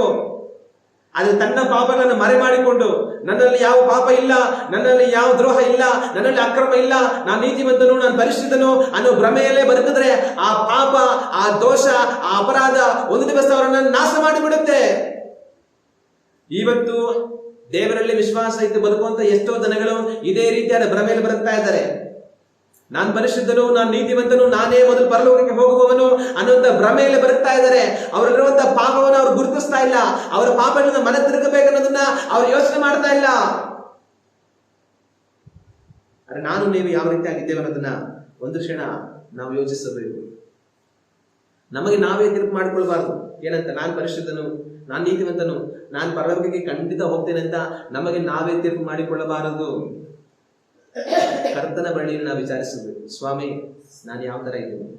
ನಾನು ಪರಿಶುದ್ಧನ? ದೇವರೇ ನಾನು ನೀತಿವಂತನ? ನಾನು ನಿಮ್ಮ ರಾಜ್ಯಕ್ಕೆ ಬರೋದಕ್ಕೆ ನನಗೆ ಯೋಗ್ಯತೆ ಇದೆಯಾ? ನಾನು ಆ ರೀತಿಯಾಗಿ ಬರುತ್ತಾ ಇದ್ದೀನಾ? ನನ್ನಲ್ಲಿ ಏನಾದ್ರೂ ದೋಷ ಇದೆಯಾ? ನನ್ನಲ್ಲಿ ಏನಾದ್ರೂ ಅಪರಾಧ ಇದೆಯಾ? ದೇವರೇ ನಿನ್ನ ಚಿತ್ತದಂತೆ ನಾನು ನಡೀತಾ ಇದ್ದೀನ? ನನಗೆ ತೋರಿಸಿಕೊಡು ಸ್ವಾಮಿ, ನಾನು ಪರಿಶುದ್ಧನಾಗಿ ಜೀವಿಸಬೇಕು ದೇವರೇ ಅಂತ ದೇವರ ಬಳಿಯಲ್ಲಿ ನಾವು ವಿಚಾರಿಸುವಂತವರಾಗಿರಬೇಕು. ಆ ರೀತಿಯಾಗಿ ಪ್ರಾರ್ಥನೆ ಮಾಡುವಂತ ಮನಸ್ಸು ನಮಗಿರಬೇಕು. ಆಗ ದೇವರು ಏನ್ ಮಾಡ್ತಾರೆ? ನಮ್ಮ ತಪ್ಪುಗಳನ್ನ ತೋರಿಸ್ಕೊಡ್ತಾರೆ. ಮಗಳೇ ನೋಡು, ನಿನ್ನಲ್ಲಿ ಈ ತರ ಒಂದು ತಪ್ಪಿದೆ. ಮಗಳೇ ನೋಡಿ, ನಿನ್ನಲ್ಲಿ ಈ ತರ ಒಂಥರ ಕಾರ್ಯ ಇದೆ, ಇದು ಸರಿಯಲ್ಲ, ಮನೆ ತಿರುಗು, ಸರಿ ಮಾಡ್ಕೋ ಅಂತ ದೇವರು ತೋರಿಸ್ಕೊಡ್ತಾರೆ. ಅದನ್ನ ತೋರಿಸ್ಕೊಟ್ಟಾಗ ನಾವು ನಂಬಿಗಸ್ತರಾಗಿ ಅದಕ್ಕೆ ಒಪ್ಪಿಸಿಕೊಟ್ಟು ಅದನ್ನ ಮನೆ ತಿರುಗಬೇಕು. ಅಲ್ಲೇಲೂಯಾ. ಅರೆ ನಾವು ವಾದ ಮಾಡಿದ್ರೆ ಏನ್ ದೇವ್ರ ಹೆಂಗ್ ಹೇಳ್ತೇನೆ? ನೀನು ಹೇಳೋದೆಲ್ಲ ಸರಿ ಇಲ್ಲ, ನನ್ನಲ್ಲಿ ಆ ಥರ ಎಲ್ಲ ಯಾವ ತಪ್ಪು ಇಲ್ಲ, ನನ್ನಲ್ಲಿ ಯಾವ್ದು ಅಪರಾಧ ಇಲ್ಲ, ನೀನ್ ಸುಮ್ಮನೆ ಅವ್ರು ಹೇಳಿದ ಮಾತು ಕೇಳ್ಕೊಂಡು ಇವ್ರು ಹೇಳಿದ ಮಾತು ಕೇಳ್ಕೊಂಡು ಬಂದ್ಬಿಡ್ತೀಯ ಅಂತ ನಾವು ವಾದ ಮಾಡಿದ್ರೆ ನಮ್ಮನ್ನ ನಾವೇ ನಾಶಪಡಿಸ್ಕೊಳ್ತೇವೆ. ಅರೆ ಕರ್ತನ ಮಾತಿಗೆ ಕಿವಿ ಕೊಟ್ರೆ ನಾವು ಬದುಕೊಳ್ತೇವೆ. ಅದರಿಂದ ನಾವು ನಂಬಿಗಸ್ತರಾಗಿರ್ಬೇಕು. ಯಾವುದ್ರಲ್ಲಿ ನಂಬಿಗಸ್ತರಾಗಿರ್ಬೇಕು? ನಮ್ಮ ತಪ್ಪನ್ನ ದೇವರ ಮುಂದೆ ಒಪ್ಪಿಕೊಂಡು ಮನ ತಿರುಗೋದಕ್ಕೆ ನಾವು ನಂಬಿಗಸ್ತರಾಗಿರ್ಬೇಕು. ನನಗೆ ನಾನೇ ಪರಿಶುದ್ಧನು, ನೀತಿವಂತನು, ನನ್ನಲ್ಲಿ ಎಲ್ಲಾ ಸರಿಯಾಗಿದೆ ಅನ್ನಂತ ಮುದ್ರೆ ಹಾಕೊಂಡು ಓಡಾಡಿದ್ರೆ ನಾಶವಾಗಿ ಹೋಗ್ತೀರಿ. ಕರ್ತನ ನಮ್ಮ ಮೇಲೆ ಮುದ್ರೆ ಹಾಕಿದ್ರೆ ಜೀವವನ್ನು ಪಡ್ಕೊಳ್ತೇವೆ. ಹಲ್ಲೆಲೂಯಾ. ಆ ರೀತಿ ಜೀವಿಸೋದಕ್ಕೆ ದೇವರು ನಮ್ಮೆಲ್ಲರಿಗೂ ಸಹಾಯ ಮಾಡಿ. ಮತ್ತೆ ಇನ್ನೊಂದು, ಸಹಜವಾಗಿ ಜನಗಳಿಗೆ ನೋಡಿ, ನಾವೆಲ್ಲರೂ ಪಾಪಿಗಳು, ನಾವು ಪಾಪದಿಂದ ಮನೆ ತಿರುಗಬೇಕು ಅಂತ ಹೇಳಿದ್ರೆ ಕೆಲವ್ರು ಏನ್ ಹೇಳ್ತಾರೆ ಅಂತಂದ್ರೆ, ಹೇಳ್ರಿ ನಾನು ಪಾಪಿ ಅಂತ ಹೇಳ್ತೀರಾ? ನಾನೇನು ಯಾರನ್ನ ಕೊಲೆ ಮಾಡಿದ್ದೀನ? ಯಾರ ಮನೇನಾದ್ರು ಕಳ್ತನ ಮಾಡಿದ್ದೀನ? ನಾನೇ ವ್ಯಭಿಚಾರ ಮಾಡಿದ್ದೀನ? ಏನ್ ಪಾಪಿ ಅಂತ ಹೇಳ್ತಾರ ನೀವು ಅಂತ ಅನ್ಕೊಳ್ಳೋರು ಇರ್ತಾರೆ. ಆದ್ರೆ ಯಾರಾದ್ರೂ ಹಿಂಗ್ ಕೇಳ್ತಾರೆ ಅಂತಂದ್ರೆ ಇದನ್ನೆಲ್ಲ ಮಾಡಿರ್ತಾರೆ. ಅವ್ರು ಕೇಳ್ಬೋದು, ನಾನೇನು ಯಾರನ್ನ ಕೊಲೆ ಮಾಡಿದ್ದೀನ? ನಾನು ಯಾರ ಮನೆಯಾದ್ರು ಕಳ್ತನ ಮಾಡಿದ್ದೀನ? ಯಾರನ್ನಾರು ವ್ಯಭಿಚಾರ ಮಾಡಿದ್ದೀನ ಅಂತ ಅನ್ಬೋದು. ಆದ್ರೆ ಹಂಗ್ ಕೇಳೋರು ಅದನ್ನೆಲ್ಲ ಮಾಡಿರ್ತಾರೆ. ಹೆಂಗೆ? ಮೊದಲನೇದಾಗಿ ನಾನು ಯಾರನ್ನಾರು ಕೊಲೆ ಮಾಡಿದ್ದೀನ ಅಂತ ಅನ್ಬಿಡ್ತಾರೆ. ನಾವು ಪಾಪಿಗಳು ಅಂತಂತಾರೆ. ಆದ್ರೆ ಅವರು ಪ್ರತ್ಯಕ್ಷವಾಗಿ ಯಾರನ್ನು ಕೊಲೆ ಮಾಡಿರಲ್ಲ, ಆದರೆ ಪರೋಕ್ಷವಾಗಿ ನೂರಾರು ಜನಗಳನ್ನ ಕೊಲೆ ಮಾಡಿರ್ತಾರೆ. ಇವತ್ತು ಕೊಲೆ ಮಾಡ್ತಾ ಇರ್ತಾರೆ. ಹೆಂಗೆ ಅಂತಂತಂದ್ರೆ, ಈಗ ನಮ್ಮೆಲ್ಲರ ಬಾಯಲ್ಲಿ ಏನಿದೆ, ಡಾಕ್ಟರ್ ಶಾಪ್ ಹೋಗ್ತೀರಾ, ಬಾಯಿ ತೆಗೆಯಂತ ಡಾಕ್ಟರ್ ಹೇಳ್ತಾರೆ. ಬಾಯಿ ತೆಗೆದ್ರೆ ಏನ್ ಕಾಣಿಸುತ್ತೆ? ನಾಲ್ಗೆ ಕಾಣಿಸುತ್ತೆ. ನಾವೆಲ್ಲರ ಬಾಯಲ್ಲಿ ಏನಿದೆ? ನಾಲ್ಗೆ ಇದೆ. ಆದ್ರೆ ಕೆಲವರು ಬಾಯಲ್ಲಿ ನಾಲ್ಗೆ ಇಲ್ಲ, ನಾಲ್ಗೆ ಬದಲು ಕತ್ತಿ ಇರುತ್ತೆ. ಹಂಗಂತಂದ್ರೆ ನಾಲ್ಗೆನ ಅವರು ಕತ್ತಿ ರೀತಿಯಲ್ಲಿ ಬಳಸ್ತಾ ಇರ್ತಾರೆ, ತುಂಬಾ ಕಠಿಣವಾಗಿ ಬಳಸ್ತಾರೆ. ದುರಹಂಕಾರದಿಂದ ಮಾತಾಡೋದು, ಕೋಪದಿಂದ ಮಾತಾಡೋದು, ದ್ವೇಷದಿಂದ ಮಾತಾಡೋದು, ಕುಯುಕ್ತಿಯಿಂದ ಮಾತಾಡೋದು, ಕಪಟತನದಿಂದ ಮಾತಾಡೋದು, ಅಪಹಾಸ್ಯ ಮಾಡೋದು, ಇನ್ನೊಬ್ಬರನ್ನ ಅವಮಾನ ಮಾಡೋದು, ಇನ್ನೊಬ್ಬರನ್ನ ನಿಂದಿಸೋದು, ಇನ್ನೊಬ್ಬರನ್ನ ದೂಷಿಸೋದು, ಇನ್ನೊಬ್ಬರನ್ನ ಶಪಿಸೋದು, ಇನ್ನೊಬ್ಬರನ್ನ ಗೇಲಿ ಮಾಡೋದು, ಇನ್ನೊಬ್ಬರನ್ನ ಚುಚ್ಚಿ ಮಾತಾಡೋದು. ಹೀಗೆ ಅವ್ರ ನಾಲ್ಗೆನ ಹೆಂಗೆಂಗೂ ಬಳಸ್ತಾರೆ. ಬಳಸಿ ಏನ್ ಮಾಡ್ತಾರೆ? ಪ್ರತಿ ದಿವಸ ಜನಗಳನ್ನ ಕೊಲ್ತಾನೆ ಇರ್ತಾರೆ. ಇಂಥ ನಾಲಿಗೆಯನ್ನ ಕತ್ತಿ ರೀತಿಯಲ್ಲಿ ಉಪಯೋಗಿಸಿ ಇನ್ನೊಬ್ಬರನ್ನ ತಿವಿಯುವಂತ ಜನಗಳ ಮಾತಿನಿಂದ ಬಾಧೆ ಪಟ್ಟಿರುವಂತ ಜನಗಳು ಸುರಿಸೋದು ಕೇವಲ ಕಣ್ಣೀರಲ್ಲ, ಅದು ರಕ್ತ. ಅನೇಕರು ಮಾತಾಡುವಾಗ ಅವ್ರ ಮಾತನ್ನು ಕೇಳಿದಾಗ ನಮ್ಮ ಕಣ್ಣಲ್ಲಿ ಬರೋದು ಕಣ್ಣೀರಲ್ಲ, ಅದು ರಕ್ತ. ಅಷ್ಟು ಕಠಿಣವಾಗಿ ಮಾತಾಡ್ತಾರೆ. ಅವಾಗ ಇಂಥವರೆಲ್ಲ ಏನ್ ಮಾಡಿರ್ತಾರೆ? ಅವ್ರ ನಾಲಿಗೆನಂತ ಕತ್ತಿ ಉಪಯೋಗಿಸಿ ಎಷ್ಟೋ ಜನಗಳನ್ನ ಕೊಂದಾಕಿರ್ತಾರೆ. ದೇವರ ವಾಕ್ಯದ ಬಗ್ಗೆ ಏನ್ ಹೇಳುತ್ತೆ? ನಾವು ದೇವರ ವಾಕ್ಯವನ್ನು ಗಮನಿಸುವಾಗ ಜ್ಞಾನೋಕ್ತಿಗಳ ಪುಸ್ತಕ 12ನೇ ಅಧ್ಯಾಯ 18ನೇ ವಾಕ್ಯವನ್ನು ನಾವು ಓದಿ ನೋಡಿದರೆ ಈ ವಾಕ್ಯದಲ್ಲಿ ಈ ರೀತಿಯಾಗಿದೆ: ಕತ್ತಿ ತಿವಿದ ಹಾಗೆ ದುಡುಕಿ ಮಾತಾಡುವವರುಂಟು. ಈ ವಾಕ್ಯ ಏನ್ ಹೇಳುತ್ತೆ? ಕತ್ತಿ ತಿವಿದ ಹಾಗೆ ದುಡುಕಿ ಮಾತಾಡುವವರುಂಟು. ಕೆಲವರು ಮಾತಾಡ್ತಾರೆ, ಹೆಂಗ್ ಮಾತಾಡ್ತಾರೆ ಅಂತಂದ್ರೆ ಕತ್ತಿನಾಗಿ ತಿವಿದಂಗಿರುತ್ತೆ. ಅಂದ್ರೆ ಅವ್ರ ನಾಲಿಗೆ ಅವ್ರು ಹೆಂಗ್ ಉಪಯೋಗಿಸ್ತಾರೆ? ಕತ್ತಿಯಾಗಿ ಉಪಯೋಗಿಸಿ ಬೇರೆಯವ್ರನ್ನ ಮಾತುಗಳಿಂದಲೇ ತಿವಿತಾರೆ. ಅವರು ನಿಜವಾದ ಕತ್ತಿ ತಗೊಂಡ್ಬಂದು ಕುಚ್ಚಿ ಅವರನ್ನ ಸಾಯಿಸ್ಬೇಕಾದ್ರೆ ಅಗತ್ಯ ಏನಿಲ್ಲ. ಅವರ ಬಾಯಿ ಅನ್ನುವಂತ ಕತ್ತಿಯಿಂದಲೇ, ನಾಲಿಗೆ ಅನ್ನುವಂತ ಕತ್ತಿಯಿಂದಲೇ ಪ್ರತಿದಿವಸ ಜನಗಳನ್ನು ಸಂಹರಿಸ್ತಾ ಇರ್ತಾರೆ. ಇನ್ನು ಕೀರ್ತನೆಗಳು 57ನೇ ಅಧ್ಯಾಯ 4ನೇ ವಾಕ್ಯವನ್ನ ನಾವು ಓದಿ ನೋಡೋಣ. ಸಿಂಹಗಳ ಮಧ್ಯದಲ್ಲಿ ಸಿಕ್ಕಿದ್ದೇನೆ, ಬೆಂಕಿ ಕಾಡುವ ಮನುಷ್ಯರ ನಡುವೆ ಬಿದ್ದಿದ್ದೇನೆ. ಅವರ ಹಲ್ಲುಗಳು ಶಸ್ತ್ರ ಬಾಣಗಳು, ನಾಲಿಗೆಗಳು ಹದವಾದ ಕತ್ತಿಗಳೇ. ಇಲ್ಲಿ ದಾವೀದನು ಬರೀತೇನೆ ಅಂತಂದ್ರೆ, ಸಿಂಹಗಳ ಮಧ್ಯದಲ್ಲಿ ನಾನು ಇದ್ದೀನಿ ಅಂದ್ರೆ ತನ್ನನ್ನು ವಿರೋಧಿಸುವಂತ ಕೆಟ್ಟ ಜನಗಳನ್ನ ತಾನು ಸಿಂಹಗಳು ಅಂತ ಬರೀತಾನೆ. ಸಿಂಹಗಳ ಮಧ್ಯದಲ್ಲಿ ನಾನು ಇದ್ದೀನಿ, ಬೆಂಕಿ ಕಾಡುವ ಮನುಷ್ಯರ ನಡುವೆ ಇದ್ದೀನಿ. ಅವ್ರೇನ್ ಮಾಡ್ತಾರೆ ಅಂದ್ರೆ ಬೆಂಕಿ ಕಾಡ್ತಾರೆ ನನ್ನ ಮೇಲೆ. ಅವರ ಹಲ್ಲುಗಳು ಶಸ್ತ್ರ ಬಾಣಗಳು. ಅವರ ಹಲ್ಲುಗಳು ಬರೀ ಹಲ್ಲುಗಳಲ್ಲ, ಅದರ ಶಸ್ತ್ರ ಬಾಣಗಳು ಅಂತೇಳಿ. ನಾಲಿಗೆಗಳು ಹದವಾದ ಕತ್ತಿಗಳೇ. ಅವ್ರ ನಾಲಿಗೆಗಳು ಎಂತದ್ದು? ತುಂಬಾ ಚೂಪಾಗಿರುವಂತ ಸರಿಯಾದ ಕತ್ತಿಗಳು ಅಂತ ದಾವೀದನು ಬರೀತಾನೆ. ಇನ್ನು 64ನೇ ಅಧ್ಯಾಯ 3ನೇ ವಾಕ್ಯವನ್ನ ನಾವು ನೋಡೋಣ. ಅವರು ನಾಲಿಗೆ ಎಂಬ ಕತ್ತಿಯನ್ನು ಮಸರಿದ್ದಾರೆ, ವಿಷ ವಚನವೆಂಬ ಬಾಣವನ್ನ ಹೂಡಿ ಗುಪ್ತ ಸ್ಥಳದಲ್ಲಿದ್ದು ಸಜ್ಜನರಿಗೆ ಗುರಿ ಇಟ್ಟಿದ್ದಾರೆ. ಕೆಟ್ಟ ಮನುಷ್ಯರು ಏನ್ ಮಾಡಿದ್ದಾರೆ ಅಂತ ದಾವೀದನು ಬರೀತಾನೆ. ಕೆಟ್ಟ ಮನುಷ್ಯರು ಏನ್ ಮಾಡಿದ್ದಾರೆ ಅಂತಂದ್ರೆ, ಅವರು ನಾಲಿಗೆ ಎಂಬ ಕತ್ತಿಯನ್ನು ಮಸರಿದ್ದಾರೆ. ನಾಲಿಗೆ ಅನ್ನುವಂತ ಕತ್ತಿನ ಹಾಕೊಂಡು ಚೆನ್ನಾಗಿ ಚೂಪ್ ಮಾಡಿದ್ದಾರೆ. ವಿಷ ವಚನವೆಂಬ ಬಾಣವನ್ನು ಹೂಡಿ, ವಿಷದಿಂದ ತುಂಬಿರುವಂತಹ ಮಾತುಗಳು, ಆ ಮಾತುಗಳನ್ನ ಬಾಣವಾಗಿ ಇಟ್ಕೊಂಡಿದ್ದಾರೆ. ವಿಷದಿಂದ ತುಂಬಿರುವಂತಹ ಮಾತುಗಳನ್ನ ಇನ್ನೊಬ್ಬರ ಮೇಲೆ ಬಿಡಬೇಕು ಅನ್ನೋದಕ್ಕೋಸ್ಕರ ರೆಡಿಯಾಗಿ ಇಟ್ಕೊಂಡಿದ್ದಾರೆ. ಗುಪ್ತ ಸ್ಥಳಗಳಲ್ಲಿದ್ದು ಸಜ್ಜನರಿಗೆ ಗುರಿಯಾಗಿಟ್ಟಿದ್ದಾರೆ. ಯಾರು ಕಾಣಿಸಿರುವಂತ ಜಾಗದಲ್ಲಿ ಈ ರೀತಿ ಅವ್ರ ನಾಲಿಗೆಗಳನ್ನ ಚೆನ್ನಾಗಿ ಮಸದು ಗತ್ತಿ ತರ ಮಾಡಿಕೊಂಡು ವಿಷದ ಮಾತುಗಳನ್ನುವಂತ ಬಾಣವನ್ನು ಹಿಡ್ಕೊಂಡು ಗುಪ್ತವಾದ ಸ್ಥಳದಲ್ಲಿ ಒಳ್ಳೆಯವರಿಗೆ ವಿರುದ್ಧವಾಗಿ ಗುರಿ ಇಟ್ಕೊಂಡು ಕೂತಿದ್ದಾರೆ ಅಂತ ಇಲ್ಲಿ ದಾವೀದ ಬರೆಯೋದನ್ನ ನಾವು ಕಾಣ್ತೀವಿ. ಇನ್ನು 59ನೇ ಅಧ್ಯಾಯ 7ನೇ ವಾಕ್ಯವನ್ನು ಒಂದ್ಸಲಿ ಓದೋಣ. ಈಗೋ ಅವರ ಬಾಯಿಗಳು ಎಷ್ಟೋ ಮಾತುಗಳನ್ನು ಕಕ್ಕುತ್ತವೆ, ಅವೆಲ್ಲ ಕತ್ತಿಗಳೇ. ಇಲ್ಲಿ ದಾವೀದ ಬರೆಯುವಂತ ಮತ್ತೊಂದು ಮಾತೇನಂತಂದ್ರೆ, ಈಗೋ ಅವರ ಬಾಯಿಗಳು ಎಷ್ಟೋ ಮಾತುಗಳನ್ನು ಕಕ್ಕುತ್ತವೆ. ಕೆಟ್ಟ ಮನುಷ್ಯರು ಎಷ್ಟೋ ಮಾತುಗಳನ್ನ ಅವ್ರ ಬಾಯಿಂದ ಕಕ್ತಾರೆ. ಅವ್ರು ಕಕ್ಕುವಂತ ಮಾತುಗಳೆಲ್ಲ ಏನು? ಅವೆಲ್ಲ ಕತ್ತಿಗಳೇ. ಇವ್ರ ಬಾಯಿಂದ ಆಡ್ತಾರಲ್ಲ ಮಾತು, ಅವೆಲ್ಲ ಬರೀ ಮಾತಲ್ಲ, ಆ ಒಂದೊಂದು ಮಾತು ಒಂದೊಂದು ಕತ್ತಿ ಅಂತ ದಾವೀದ ಬರೆಯೋದನ್ನ ನಾವು ಕಾಣ್ತೀವಿ. ದೇವರ ವಾಕ್ಯ ನಮ್ಗೆ ಹೇಳೋದೇನಂತಂದ್ರೆ, ಮನುಷ್ಯರು ಅವರ ನಾಲಿಗೆಯನ್ನು ಕತ್ತಿಯಾಗಿ ಉಪಯೋಗಿಸ್ತಾರೆ. ಆ ಕತ್ತಿಯಿಂದ ಇನ್ನೊಬ್ಬರನ್ನ ಗಾಯಪಡಿಸ್ತಾರೆ, ನೋಯಿಸ್ತಾರೆ, ಬಾಧಿಸ್ತಾರೆ, ಕೊಳ್ತಾರೆ, ನಾಶ ಮಾಡ್ತಾರೆ. ಆಗ ನಾವು ಪಾಪಿಗಳು, ನಮ್ಮ ಪಾಪದಿಂದ ನಾವು ಮನೆ ತಿರುಗಬೇಕು ಅಂತಂದ್ರೆ ಕೆಲವರು ಹೇಳೋದು, ನಾನೇ ಯಾರು ಕೊಲೆ ಮಾಡ್ಬಿಟ್ಟಿದ್ದೇನಾ ಅನ್ಕೊಳ್ತಾರೆ. ಪ್ರತ್ಯಕ್ಷವಾಗಿ ಯಾರನ್ನೂ ಕೊಲೆ ಮಾಡಿರಲ್ಲ. ನಾಲ್ಗೇನು ಅಂತ ಕತ್ತಿ ಉಪಯೋಗಿಸಿ 100 ಜನಗಳ ಕೊಂದಾಕಿರ್ತಾರೆ. ಅವರ ನಾಲ್ಗೇನು ಅಂತ ಕತ್ತಿಗಳಿಂದ ಬಾರಿಸಲ್ಪಟ್ಟ ಜನಗಳು ಎಷ್ಟೋ, ಗಾಯಪಟ್ಟ ಜನಗಳು ಎಷ್ಟೋ. ಅವಾಗ ಅಂತವ್ರು ಏನ್ ಮಾಡಬೇಕು?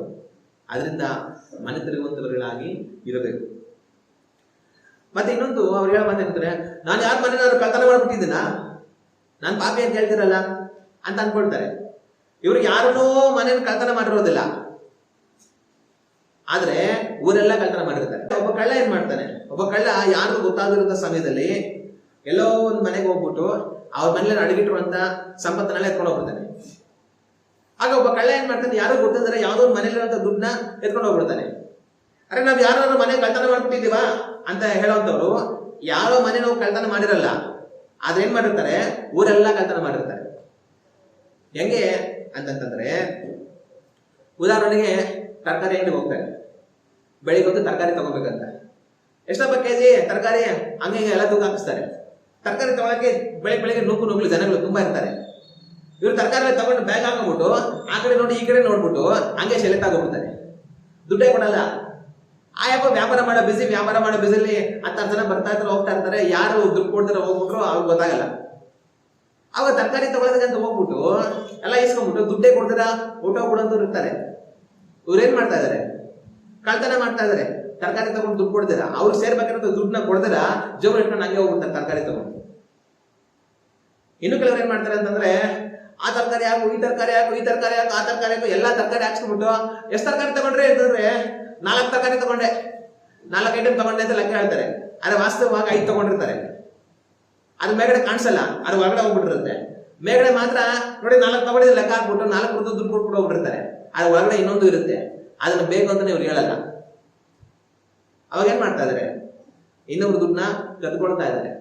ಆಮೇಲೆ ಇನ್ನೊಂದು ಕೆಲಸ ಮಾಡ್ತಾರೆ, ಎಲ್ಲಾ ತರಕಾರಿ ತಗೊಳ್ತಾರೆ, ದುಡ್ಡು ಎಲ್ಲ ಕೊಟ್ಬಿಡ್ತಾರೆ. ಆಮೇಲೆ ಅಪ್ಪ ಆ ಕಡೆ ಈ ಕಡೆ ನೋಡ್ತಾ ಇರುವಾಗ 1-2 ಆಲೂಗಡ್ಡೆ ಎತ್ತಿ ಬ್ಯಾಗ್ ಹಾಕಿ ಹೋಗ್ಬಿಡ್ತಾರೆ. ತೂಕ ಎಲ್ಲ ಹಾಕ್ಸ್ಬಿಟ್ಟು ಕರೆಕ್ಟಾಗಿ ದುಡ್ಡು ಕೊಟ್ಬಿಟ್ಟು ಸುಮ್ಮನೆ ಕೊಟ್ಟರೆ ತರಕಾರಿ ತಗೊಂಡು ಹೋಗ್ಬಿಡ್ತಾನೆ. ಹಂಗ್ ನೋಡಿ ಹಿಂಗ್ ನೋಡಿ ಅವ್ರು ನೋಡ್ತಾರೆ ಇರುವಾಗ 1-2 ಆಲೂಗಡ್ಡೆ ಎತ್ಕೊಂಡು ಬ್ಯಾಗ್ ಹಾಕೊಂಡು ಹೋಗ್ಬಿಡ್ತಾರೆ, 1-2 ಈರುಳ್ಳಿ ಎತ್ಕೊಂಡು ಬ್ಯಾಗ್ ಹಾಕೊಂಡು ಹೋಗ್ಬಿಡ್ತಾರೆ, 1-2 ಕ್ಯಾರೆಟ್ ಎತ್ಕೊಂಡು ಬ್ಯಾಗ್ ಹಾಕೊಂಡು ಹೋಗ್ಬಿಡ್ತಾರೆ. ಹೋಗೋ ಟೈಮಲ್ಲಿ ಇನ್ನೇನು? ಅವಾಗ ಏನ್ ಮಾಡ್ತಾ ಇದಾರೆ? ಕದ್ಕೊಳ್ತಾ ಇದಾರೆ ಅವ್ರ ಹತ್ರ. ಅವಾಗ ಇವ್ರು ಹೋಗಿ ಯಾವ್ದೋ ಮನೆಗೆ ಬೆಂಕಿ ಹಾಕಿ ಮನೆನೇ ಕದ್ಕೊಂಡು ಹೋಗ್ತಾರೆ ಇರ್ಬೋದು, ಆದ್ರೆ ಸಣ್ಣ ಸಂಸಾರಿಗೆ ಎಲ್ಲಾ ಕಡೆ ಕದ್ದಿದೆ ಇರ್ತಾರೆ. ಆಮೇಲೆ ಇನ್ನೊಂದು ಕೆಲಸ ಮಾಡ್ತಾರೆ, ತರಕಾರಿ ಹತ್ರ ಹೋಗ್ಬಿಟ್ಟು ತರಕಾರಿ ಎಲ್ಲ ಇಸ್ಕೊಂಡ್ಬಿಟ್ಟು ಕಾಸು ಕೊಡ ಅಂತ ತೆಗೆದ್ರೆ ಕಾಸುಗಳ ತಗೊಳ್ಳಿ.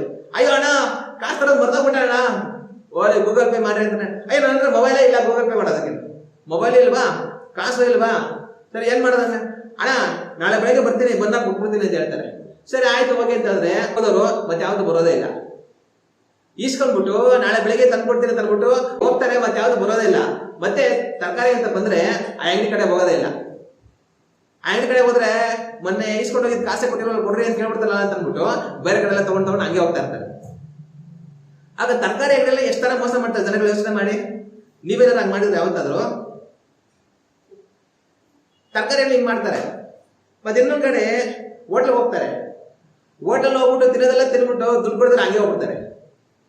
ಇಲ್ಲಾಂದ್ರೆ ಆ ಪ್ರೈಸು ಇಲ್ಲಿ ಆ ಕಡೆ ದೋಸೆ ಮತ್ತೆ ಇನ್ನೊಂದು ಹೇಳ್ಬಿಟ್ಟು 1-4 ಐಟಮ್ ಹೇಳ್ಬಿಟ್ಟು ಇನ್ನೊಂದು 2 ಐಟಮ್ ಹೇಳಲ್ಲ, ಅರ್ಧಂಬರ್ಧ ದುಡ್ಡು ಕೊಟ್ಬಿಟ್ಟು ಹಂಗೆ ಹೋಗ್ಬಿಡ್ತಾರೆ. ಹೀಗೆ ಹೋಟ್ಲುಗಳೆಲ್ಲ ಮೋಸ ಮಾಡೋದ್ರೆ ಎಷ್ಟೋ ಜನ ಇದ್ದಾರೆ. ಇದೇ ತರ ಲೆಕ್ಕ ತಗೊಂಡ್ರೆ ರೇಷನ್ ಅಂಗಡಿಗೆ ಹೋಗಿ ಮೋಸ ಮಾಡ್ತಾರೆ, ಬಟ್ಟೆ ಅಂಗಡಿಗೆ ಹೋಗಿ ಮೋಸ ಮಾಡ್ತಾರೆ, ಪಾತ್ರೆ ಅಂಗಡಿಗೆ ಹೋಗಿ ಮೋಸ ಮಾಡ್ತಾರೆ. ಅವ್ರು ಹೋಗಂತ ಎಲ್ಲಾ ಕಡೆನೂ ಸ್ವಲ್ಪ ದುಡ್ಡನ್ನ ಮೋಸ ಮಾಡಿ ಬರ್ತಾ ಇರ್ತಾರೆ. ಆಮೇಲೆ ಕೊನೆಗೆ ಹೇಳೋದೇನಂತಂದ್ರೆ, ನಾನು ಯಾರ ಮನೆಗಾರು ಕಳ್ತನ ಮಾಡಿದ್ದೀನ? ಊರೆಲ್ಲ ಕಳ್ತನ ಮಾಡಿರ್ತೀನಿ, ಎಲ್ಲ ಅಂಗಡಿಗಳಲ್ಲೂ ಹೇಳೋದು ನಾನು ಯಾರ ಮನೆಗಾರು ಕಳ್ತನ ಮಾಡಿದ್ದೀನಿ ಅಂತ. ಮನೆಗೆ ಹೋಗಿನೇ ಕಳ್ತನ ಮಾಡ್ಬೇಕಾಗಿದ್ದಿಲ್ಲ, ಎಲ್ಲ ಅಂಗಡಿ ಸ್ವಲ್ಪ ಮೋಸ ಮಾಡಿ ಬಂದ್ರೆ ಅದೇ ದೊಡ್ಡ ಕಳ್ತನ ಆಯ್ತು. ಮತ್ತೆ ಇನ್ನು ಕೆಲವರು ಏನ್ ಮಾಡ್ತಾರೆ ಅಂತಂದ್ರೆ, ಬಸ್ ಹತ್ ಬಿಡ್ತಾರೆ, ರಸ್ತೆಯಲ್ಲಿ ಟಿಕೆಟೇ ತಗೊಳಲ್ಲ. ಟಿಕೆಟ್ ಅಂತ ಬಂದ್ರೆ ಆಯ್ತು ನಮ್ ಟಿಕೆಟ್ ತಗೊಂಡಿದೆ ಅಂದ್ಬಿಡ್ತಾರೆ. ಟಿಕೆಟೇ ತಗೊಂಡ್ರಲ್ಲ, ಆದ್ರೆ ಅವ್ರಿಗೆ ಹೇಳೋದು ಟಿಕೆಟ್ ತಗೊಂಡಿರಲ್ಲ ಅಂತ. ಮೋಸ, ಅವ್ರ ದುಡ್ಡನ್ನ ಕತ್ಕೊಳ್ಳೋ ಕೆಲಸ. ನಾನು ಒಂದ್ಸಲಿ ಬಸ್ಸಲ್ಲಿ ಹೋಗ್ತಾ ಇರುವಾಗ ಒಂದು ಘಟನೆ ಆಯ್ತು. ದೇವ್ರ ನಂಬಿರುವಂತವ್ರು, ನನಗೆ ಗೊತ್ತಿರುವಂತವ್ರೆ, ದೇವ್ರ ನಂಬಿರುವಂತ ವಿಶ್ವಾಸಿ. ನಾನ್ ಬಸ್ ಹತ್ಬಿಟ್ಟು ಹಿಂದೆಗಡೆ ಕುತ್ಕೊಂಡಿದ್ದೆ, ಇಲ್ಲ ಒಂದ್ ಕಡೆ ಹೋಗ್ತಾ ಇದ್ದೆ. ಅವ್ರ ಬಸ್ ಹತ್ತಿ ಹಂಗೆ ಡೋರಿಂದ ಬಂದ್ಬಿಟ್ಟು ಹಂಗೆ ಕುತ್ಕೊಂಡ್ರು ಪಕ್ಕದಲ್ಲಿ.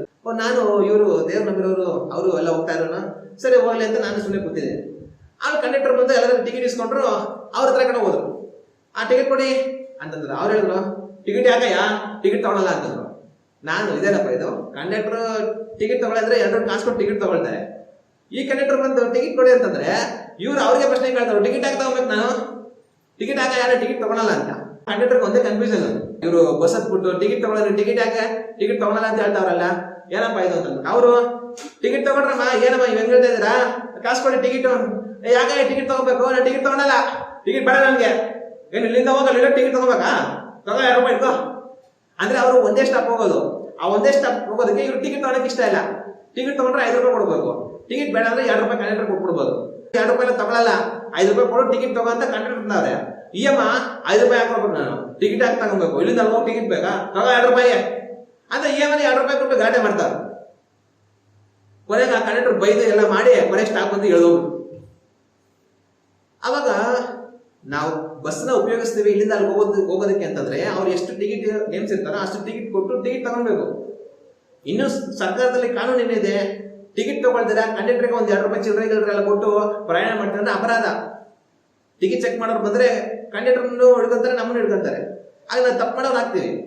ಆದ್ರೆ ಇಲ್ಲಿ ಕಂಡಕ್ಟರ್ ತಪ್ಪು ಮಾಡ್ತಾ ಇಲ್ಲ, ಟಿಕೆಟ್ ತಗೊಳ್ಳಿ ಅಂತ ಕಂಡಕ್ಟರ್ ಹೇಳ್ತಾವ್ರೆ, ಇಎಂಐ ಟಿಕೆಟ್ ತಗೊಳ್ತಾ ಇಲ್ಲ, ಯಾವ ಟಿಕೆಟ್ ತಗೋಬೇಕು, ತಗೋ 2 ರೂಪಾಯಿ ಇಟ್ಕೋ ಸಾಕು ಅಂತ ಇಎಂಐನೇ ವಾದ ಮಾಡ್ತಾವ್ರೆ. ಇನ್ನು ದೇವ್ರ ನಗರದವ್ರು ಆಗಿರೋ ನಾವು ಅವ್ರು ಟಿಕೆಟ್ ಕೊಡಲ್ಲ, 2 ರೂಪಾಯಿ ಚಿಲ್ಲರೆ ಕೊಡಿ ಅಂತಂದ್ರೆ ಯಾಕೆ ನೀನು ಚಿಲ್ಲರೆ ಕೊಡ್ಬೇಕು, ನಾನು ಸರ್ಕಾರ ಟಿಕೆಟ್ ತಗೊಂತೀನಿ, ಟಿಕೆಟ್ ಕೊಡು ನಾನು ಕಾಸು ಕೊಡ್ತೀನಿ ಅಂತ ಇವ್ರು ವಾದ ಮಾಡ್ಬೇಕು. ಆದ್ರೆ ಇವ್ರು ಟಿಕೆಟ್ ಕೊಡ್ತೀವಿ ಅಂತಂದ್ರೆ ಇವ್ರು ಕೊಡಕ್ಕೆ ಇಷ್ಟ ಇಲ್ಲ, 3 ರೂಪಾಯಿ ಬಿಡ್ಕೊಳತ್ತಲ್ಲ ನನಗೆ 2 ರೂಪಾಯಿ ಕೊಟ್ಬಿಟ್ರೆ ಅಂತ.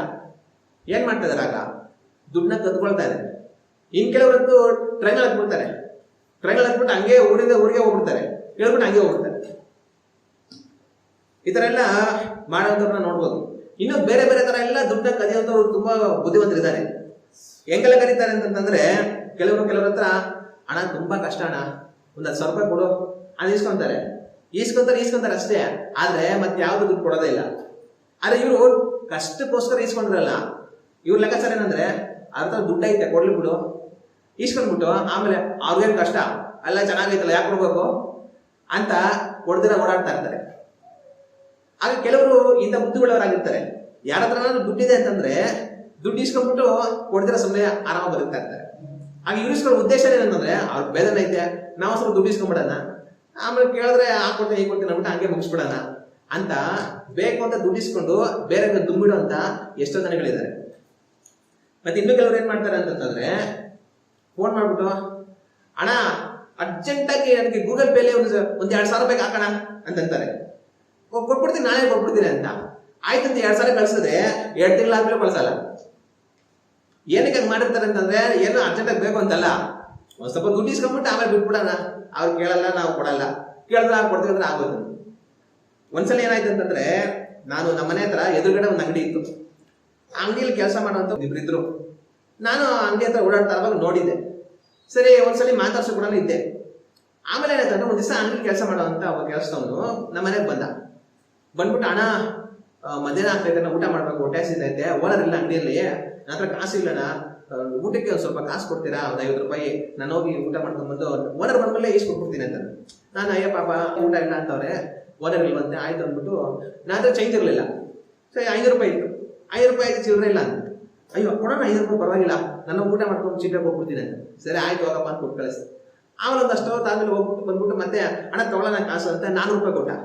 400 ರೂಪಾಯಿ ಕೊಟ್ಬಿಟ್ಟು ಅಣ್ಣ 100 ರೂಪಾಯಿ ನನ್ನ ಕಡೆ ಇಟ್ಕೊಂಡಿದ್ದೇನೆ, ಓನರ್ ಬಂದಾಗ ನೀವು ಕೊಡಿಸ್ಬಿಡ್ತೀನಿ 100 ರೂಪಾಯಿ ಅಂತ. ಸರಿ ಆಯ್ತು ಹೋಗಪ್ಪ ಅಂತ ಸುಮ್ಮನೆ. ಆಮೇಲೆ ಏನಾಯ್ತು ಅಂತಂದ್ರೆ ನೆಕ್ಸ್ಟ್ ದಿವಸ ಬಂದು ಕೊಡ್ತೀನಿ ಅಂತ ಹೇಳಿದ್ದ. ನೆಕ್ಸ್ಟ್ ದಿವಸ ಬಂದಿಲ್ಲ, ಆಮೇಲೆ ಬಂದಿಲ್ಲ, ಇನ್ನೊಂದು ದಿವಸ ಬಂದಿಲ್ಲ, ಎಷ್ಟು ದಿನ ಆದ್ಮೇಲೆ ಬಂದಿಲ್ಲ. ನಾನು ಅಂಗಡಿ ಕಡೆ ಹೋಗ್ತಾ ಇದ್ದಾಗ ಆ ಯಜಮಾನ ಕಾಣಿಸ್ದ. ಯಜಮಾನ ನೋಡಿದ್ರೆ ಸುಮ್ಮನೆ ಮಾತಾಡ್ತಾ ಇದ್ದ. ಆವಾಗ ಯಜಮಾನ ಏನ್ ಹೇಳ್ತಂತಂದ್ರೆ ಮೊನ್ನೆ ಕೆಲಸ ಮಾಡಕ್ ಬಂದಿದ್ದಾನ, ಅವನು ಕೆಲಸ ಬಿಟ್ಟು ಹೋಗ್ಬಿಟ್ಟ, ನನ್ನ ಕೆಲಸ ನಾನು ತೆಗೆದಾಕ್ಬಿಟ್ಟೆ ಅಂತ ಅಂದ್ಬಿಟ್ಟು ಅಂದ. ಆಮೇಲೆ ನಾನು ಯೋಚನೆ ಮಾಡಿದ್ರೆ ನನಗೆ ಏನಂತ ಅರ್ಥ ಆಯ್ತು. ಏನಂತಂದ್ರೆ ಯಜಮಾನ ಬಂದು ನಿನ್ನ ಕೆಲಸನ ತೆಗೆದಾಕ್ತೀನಿ ಅಂತ ಹೇಳ್ಬಿಟ್ಟಿದ್ದಾನೆ. ಅವನಿಗೆ ನಾನು ಇವತ್ತೇ ಕೊನೆ ದಿನ ಕೆಲಸ ಮಾಡೋದು ಅಂತ ಗೊತ್ತು, ನಾಳೆಯಿಂದ ಇನ್ ಕೆಲ್ಸಕ್ಕೆ ಬರಲ್ಲ ಇಲ್ಲಿ. ಅವನೇನ್ ಮಾಡಿದಾನೆ ಅಂತಂದ್ರೆ ಹೆಂಗೋ ಪಕ್ಕದಲ್ಲಿ ಯಾರೋ ಸ್ವಲ್ಪ ಪರಿಚಯ ಇದ್ದಾರೆ, ಹೋಗಿ ಸುಮ್ಮನೆ ಒಂದು 50 ರೂಪಾಯಿ 100 ರೂಪಾಯಿ ಇಸ್ಕೊಂಡ್ಬಿಡೋಣ, ಇಸ್ಕೊಂಡು ಖರ್ಚು ಮಾಡ್ಕೊಂಡು ಖಾಲಿ ಮಾಡ್ಕೊಂಡ್ಬಿಟ್ಟು ನಾಳೆಯಿಂದ ನಾವು ಇಲ್ಲಿ ಕೆಲ್ಸಕ್ಕೆ ಬರಲ್ಲ, ಅವ್ರು ನಮ್ಗೆ ಸಿಗಲ್ಲ, ನಾವು ಅವ್ರಿಗೆ ಸಿಗಲ್ಲ, ದುಡ್ಡನ್ನ ಹಾಗೆ ಮಜಾ ಮಾಡ್ಬಿಡೋಣ ಅಂತ ಕೆಲಸ ಬಿಟ್ಟು ಹೋಗ್ತಾ ಇದೀನಿ ಅಂತ ಅಂದ್ಬಿಟ್ಟು ನಂತರ ಬಂದು ದುಡ್ಡು ಕಿತ್ಕೊಂಡೋಗಿರೋದು. ದುಡ್ಡಿಲ್ಲ, ಹೊಟ್ಟೆ ಹಸಿತಾ ಇದೆ ಅನ್ನೋದಕ್ಕೋಸ್ಕರ ಅಲ್ಲ, ಹೋಗವಾಗ ಬೇರೆಯವ್ರದ್ದು ಹಂಗೆ ಎತ್ಕೊಂಡು ಹೋಗೋಣ ಅಂತ. ಇನ್ನೊಂದ್ಸಲ ಏನಾಯ್ತು ಅಂತಂದ್ರೆ ನಮ್ಮ ಲೇಔಟ್ ಅಲ್ಲಿ ಸುಮಾರು ವರ್ಷಗಳಿಂದ ಮೆಡಿಕಲ್ ಇಟ್ಟಿರುವಂತವ್ರು ಇದ್ದಾರೆ. ಆ ಮೆಡಿಕಲ್ ಅಲ್ಲಿ ಚಿಕ್ಕ ವಯಸ್ಸಿನ ನಾವು ಹೋಗಿ ಆ ಮೆಡಿಕಲ್ ಅವ್ರ ಪರಿಚಯ. ಆದ್ರೆ ಒಂದ್ ಕಾಲದಲ್ಲಿ ಅವ್ರು ಖಾಲಿ ಮಾಡ್ಬಿಟ್ರು. ಖಾಲಿ ಮಾಡಿ ಎಲ್ಲೋದ್ರೆ ಏನೋ ಗೊತ್ತಿಲ್ಲ. ಆದ್ರೆ ಒಂದ್ ದಿವಸ ನಾನು ರೋಡಲ್ಲಿ ಹೋಗ್ತಾ ಇದ್ದಾಗ ಆ ಕಡೆಯಿಂದ ಒಂದು ಗಾಡಿ ಬರ್ತಾ ಇತ್ತು. ಆ ಗಾಡಿ ಮೇಲೆ ಆ ಮೆಡಿಕಲ್ ಅಲ್ಲಿ ಇದ್ದಂತ ವ್ಯಕ್ತಿ ಬರ್ತಾ ಇದ್ದ.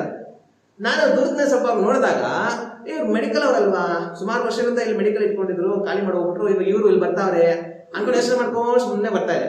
ಆಯಪ್ಪ ಬರ್ತಾ ಬರ್ತಾ ಬರ್ತಾ ನನ್ನ ಮುಂದೆ ಗಾಡಿ ನಿಲ್ಲಿಸ್ದ. ಗಾಡಿ ನಿಲ್ಲಿಸ್ಬಿಟ್ಟು, ಸರ್ ನೀವು ಬರ್ತಾ ಇರಲ್ಲ ಮೆಡಿಕಲ್ಗೆ? ಹೌದು ಸರ್ ಮೆಡಿಕಲ್ ಬರ್ತಾ ಇರೋದು. ಆಮೇಲೆ ಎಲ್ಲಿ ಮೆಡಿಕಲ್ ಎತ್ಬಿಟ್ರ ಆಮೇಲೆ ಆ ಖಾಲಿ ಮಾಡ್ಬಿಟ್ವಿ ಸರ್, ಬೇರೆ ಕಡೆ ಹೋಗಿದ್ದೀವಿ. ಆದ್ರೆ ಇಲ್ಲ ಆಗಿದ್ರೆ ವ್ಯಾಪಾರ ಆಗಲ್ಲ ಬಿಡಿ ಸರ್, ಲೇಔಟ್ ಸೂಪರ್ ಸರ್, ಹಂಗೆ ಹಿಂಗೆ ಅಂತ. ಹೌದಾ, ಸರಿ ಸರ್, ಆಯ್ತು ಬಿಡಿ. ಸರ್ ಅರ್ಜೆಂಟ್ ಆಗಿ ₹100 ಬೇಕಾಗಿತ್ತು ಸರ್. ನೋಡಿ ಸರ್, ನನ್ನ ಹತ್ರ ಖಾಲಿ ವ್ಯಾಪಾರ ಇದೆ, ನನ್ನ ಹತ್ರ ಮೊಬೈಲ್ ಇಲ್ಲ, ಅದು ಬಟನ್ ಹಾಕ್ತಾರಲ್ಲ ಆ ಥರ ಮೊಬೈಲ್ ಇದೆ, ಅರ್ಜೆಂಟ್ ಆಗಿ ₹100 ಬೇಕಾಗಿತ್ತು ಸರ್. ನಾನು ಆಮೇಲೆ ಹೋಗ್ಬಿಟ್ಟು ನಿನ್ನ ನಂಬರ್ ಕೊಡಿ, ನಾನು ಗೂಗಲ್ ಪೇ ಕಳಿಸ್ಬಿಡ್ತೀನಿ ಅಂತೆಲ್ಲ ಅಂದ್ರು. ಆದ್ರೆ ಅಪ್ಪ ಹಂಗೆ ಮಾತಾಡ್ತಾ ಇದ್ದಾಗೆ ನನ್ನ ಮನಸ್ಸಲ್ಲಿ ಅನ್ನಿಸ್ತಾ ಇತ್ತು, ಈ ಅಪ್ಪ ಸುಮ್ಮನೆ ದುಮ್ಮಿಗೆ ಈ ತರ ಕೆಲಸ ಮಾಡ್ತಾವನೆ, ಸುಮ್ಮನೆ ಎಲ್ಲ ಬಂದಿದ್ದಾರೆ, ಸ್ವಲ್ಪ ಮುಖ ಪರಿಚಯ ಇತ್ತಲ್ಲ, ಒಂದ್ ಸ್ವಲ್ಪ ದುಡ್ಡಿಸ್ಕೊಂಡು ಹೋಗ್ಬಿಡೋಣ, ಮತ್ತೆ ಅವ್ರು ನಮ್ಗೆ ಸಿಗಲ್ಲ, ನಾವು ಅವ್ರಿಗೆ ಸಿಗಲ್ಲ ಅಂತ ಏನೋ ಲೆಕ್ಕಾಚಾರದಲ್ಲಿ ದುಡ್ಡು ಕೇಳ್ತಾವನೆ ಅಂತ ಅನ್ನಿಸ್ತಾ ಇತ್ತು.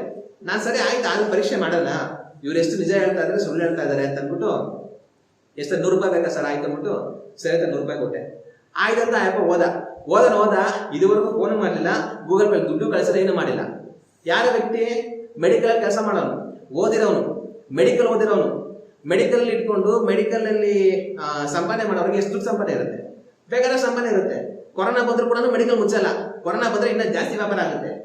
ಆಗ ಮೆಡಿಕಲ್ ಇಟ್ಕೊಂಡು ಸಂಪಾದನೆ ಮಾಡುವಂತ ವ್ಯಕ್ತಿಗೆ ಯಾರೋ ದಾರಿಯಲ್ಲಿ ಅವರ ಹತ್ರ ₹100 ಇಸ್ಕೊಂಡು ಹೋಗ್ಬೇಕು ಅನ್ನುವಂತ ಬುದ್ಧಿ. ಆಗ ಈ ತರ ಯಾವ ರೀತಿನ ಮಾಡ್ತಾರೆ ಜನಗಳು, ದುಡ್ಡನ್ನ ಕರೀತಾ ಇರ್ತಾರೆ. ತರಕಾರಿ ಹತ್ರ ಕರೀತಾರೆ, ಹೋಗೋ ಅಂಗಡಿಗಳಲ್ಲೆಲ್ಲ ಕರೀತಾರೆ, ಬಸ್ಸಲ್ಲಿ ಕರೀತಾರೆ, ರೈಲಲ್ಲಿ ಕರೀತಾರೆ, ಅವ್ರ ಹತ್ರ ಕರೀತಾರೆ. ಎಲ್ಲರ ಹತ್ರ ದುಡ್ಡು ಇಸ್ಕೊಂಡು ಮೋಸ ಮಾಡಿ ಯಾಮರ್ಸಂತ ಪ್ರಯತ್ನಗಳನ್ನ ಮಾಡ್ತಾ ಇರ್ತಾರೆ. ಇನ್ನು ಓನರ್ಗಳು, ಅವರು ಕೆಲಸದವ್ರಿಗೆ ಸರಿಯಾಗಿ ಸಂಬಳ ಕೊಡ್ತಾರೆ, ಓನರ್ಗಳು ಮೋಸ ಮಾಡ್ತಾರೆ. ಕೆಲಸದವರು ಓನರ್ಗಳದ್ದು ಗೊತ್ತಿದ್ರೆ ಅವ್ರ ಸಾಮಾನೆಲ್ಲ ಮಾರ್ಕೊಂಡು ದುಡ್ಡು ತಿನ್ಕೊಂಡು ಅವ್ರು ಮೋಸ ಮಾಡ್ತಾರೆ. ಎಷ್ಟೋದ ಗಂಡಂದ್ರು ಬರೋ ಸಂಬಳನ ಸರಿಯಾಗಿ ಹೆಂಡತಿಗೆ ಲೆಕ್ಕ ಹೇಳಿದ್ರೆ ಹೆಂಡತಿಗೆ ಮೋಸ ಮಾಡ್ತಾರೆ.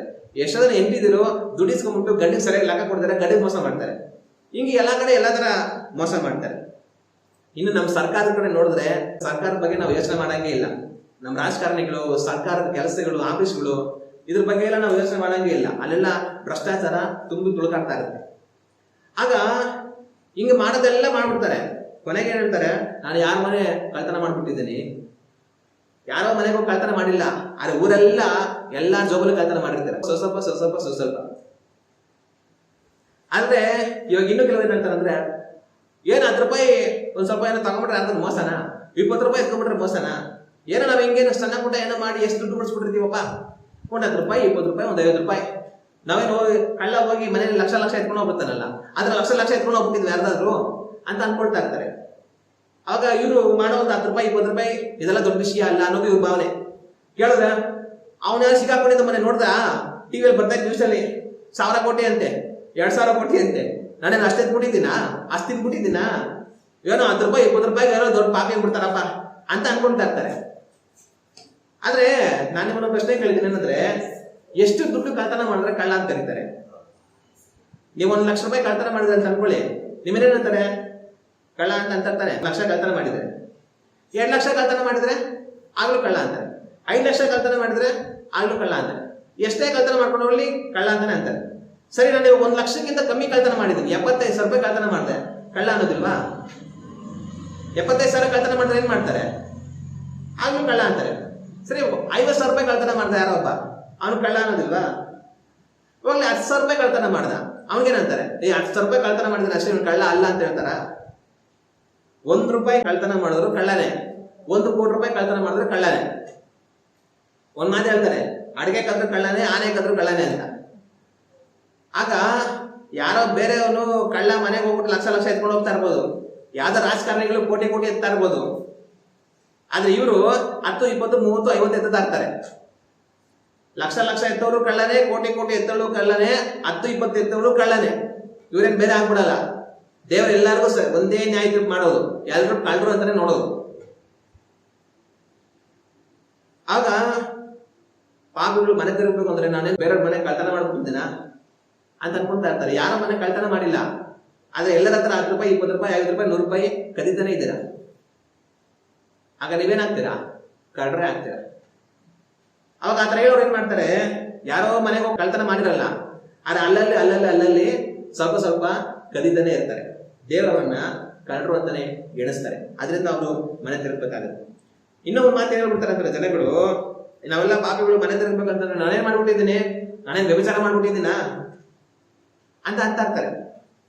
ಆದ್ರೆ ಇವರು ಪ್ರತ್ಯಕ್ಷವಾಗಿ ವ್ಯಭಿಚಾರ ಮಾಡಿರಲ್ಲ, ಆದ್ರೆ ಪರೋಕ್ಷವಾಗಿ ಎಷ್ಟೋ ಜನಗಳ ಜೊತೆ ವ್ಯಭಿಚಾರವನ್ನ ಮಾಡಿರ್ತಾರೆ.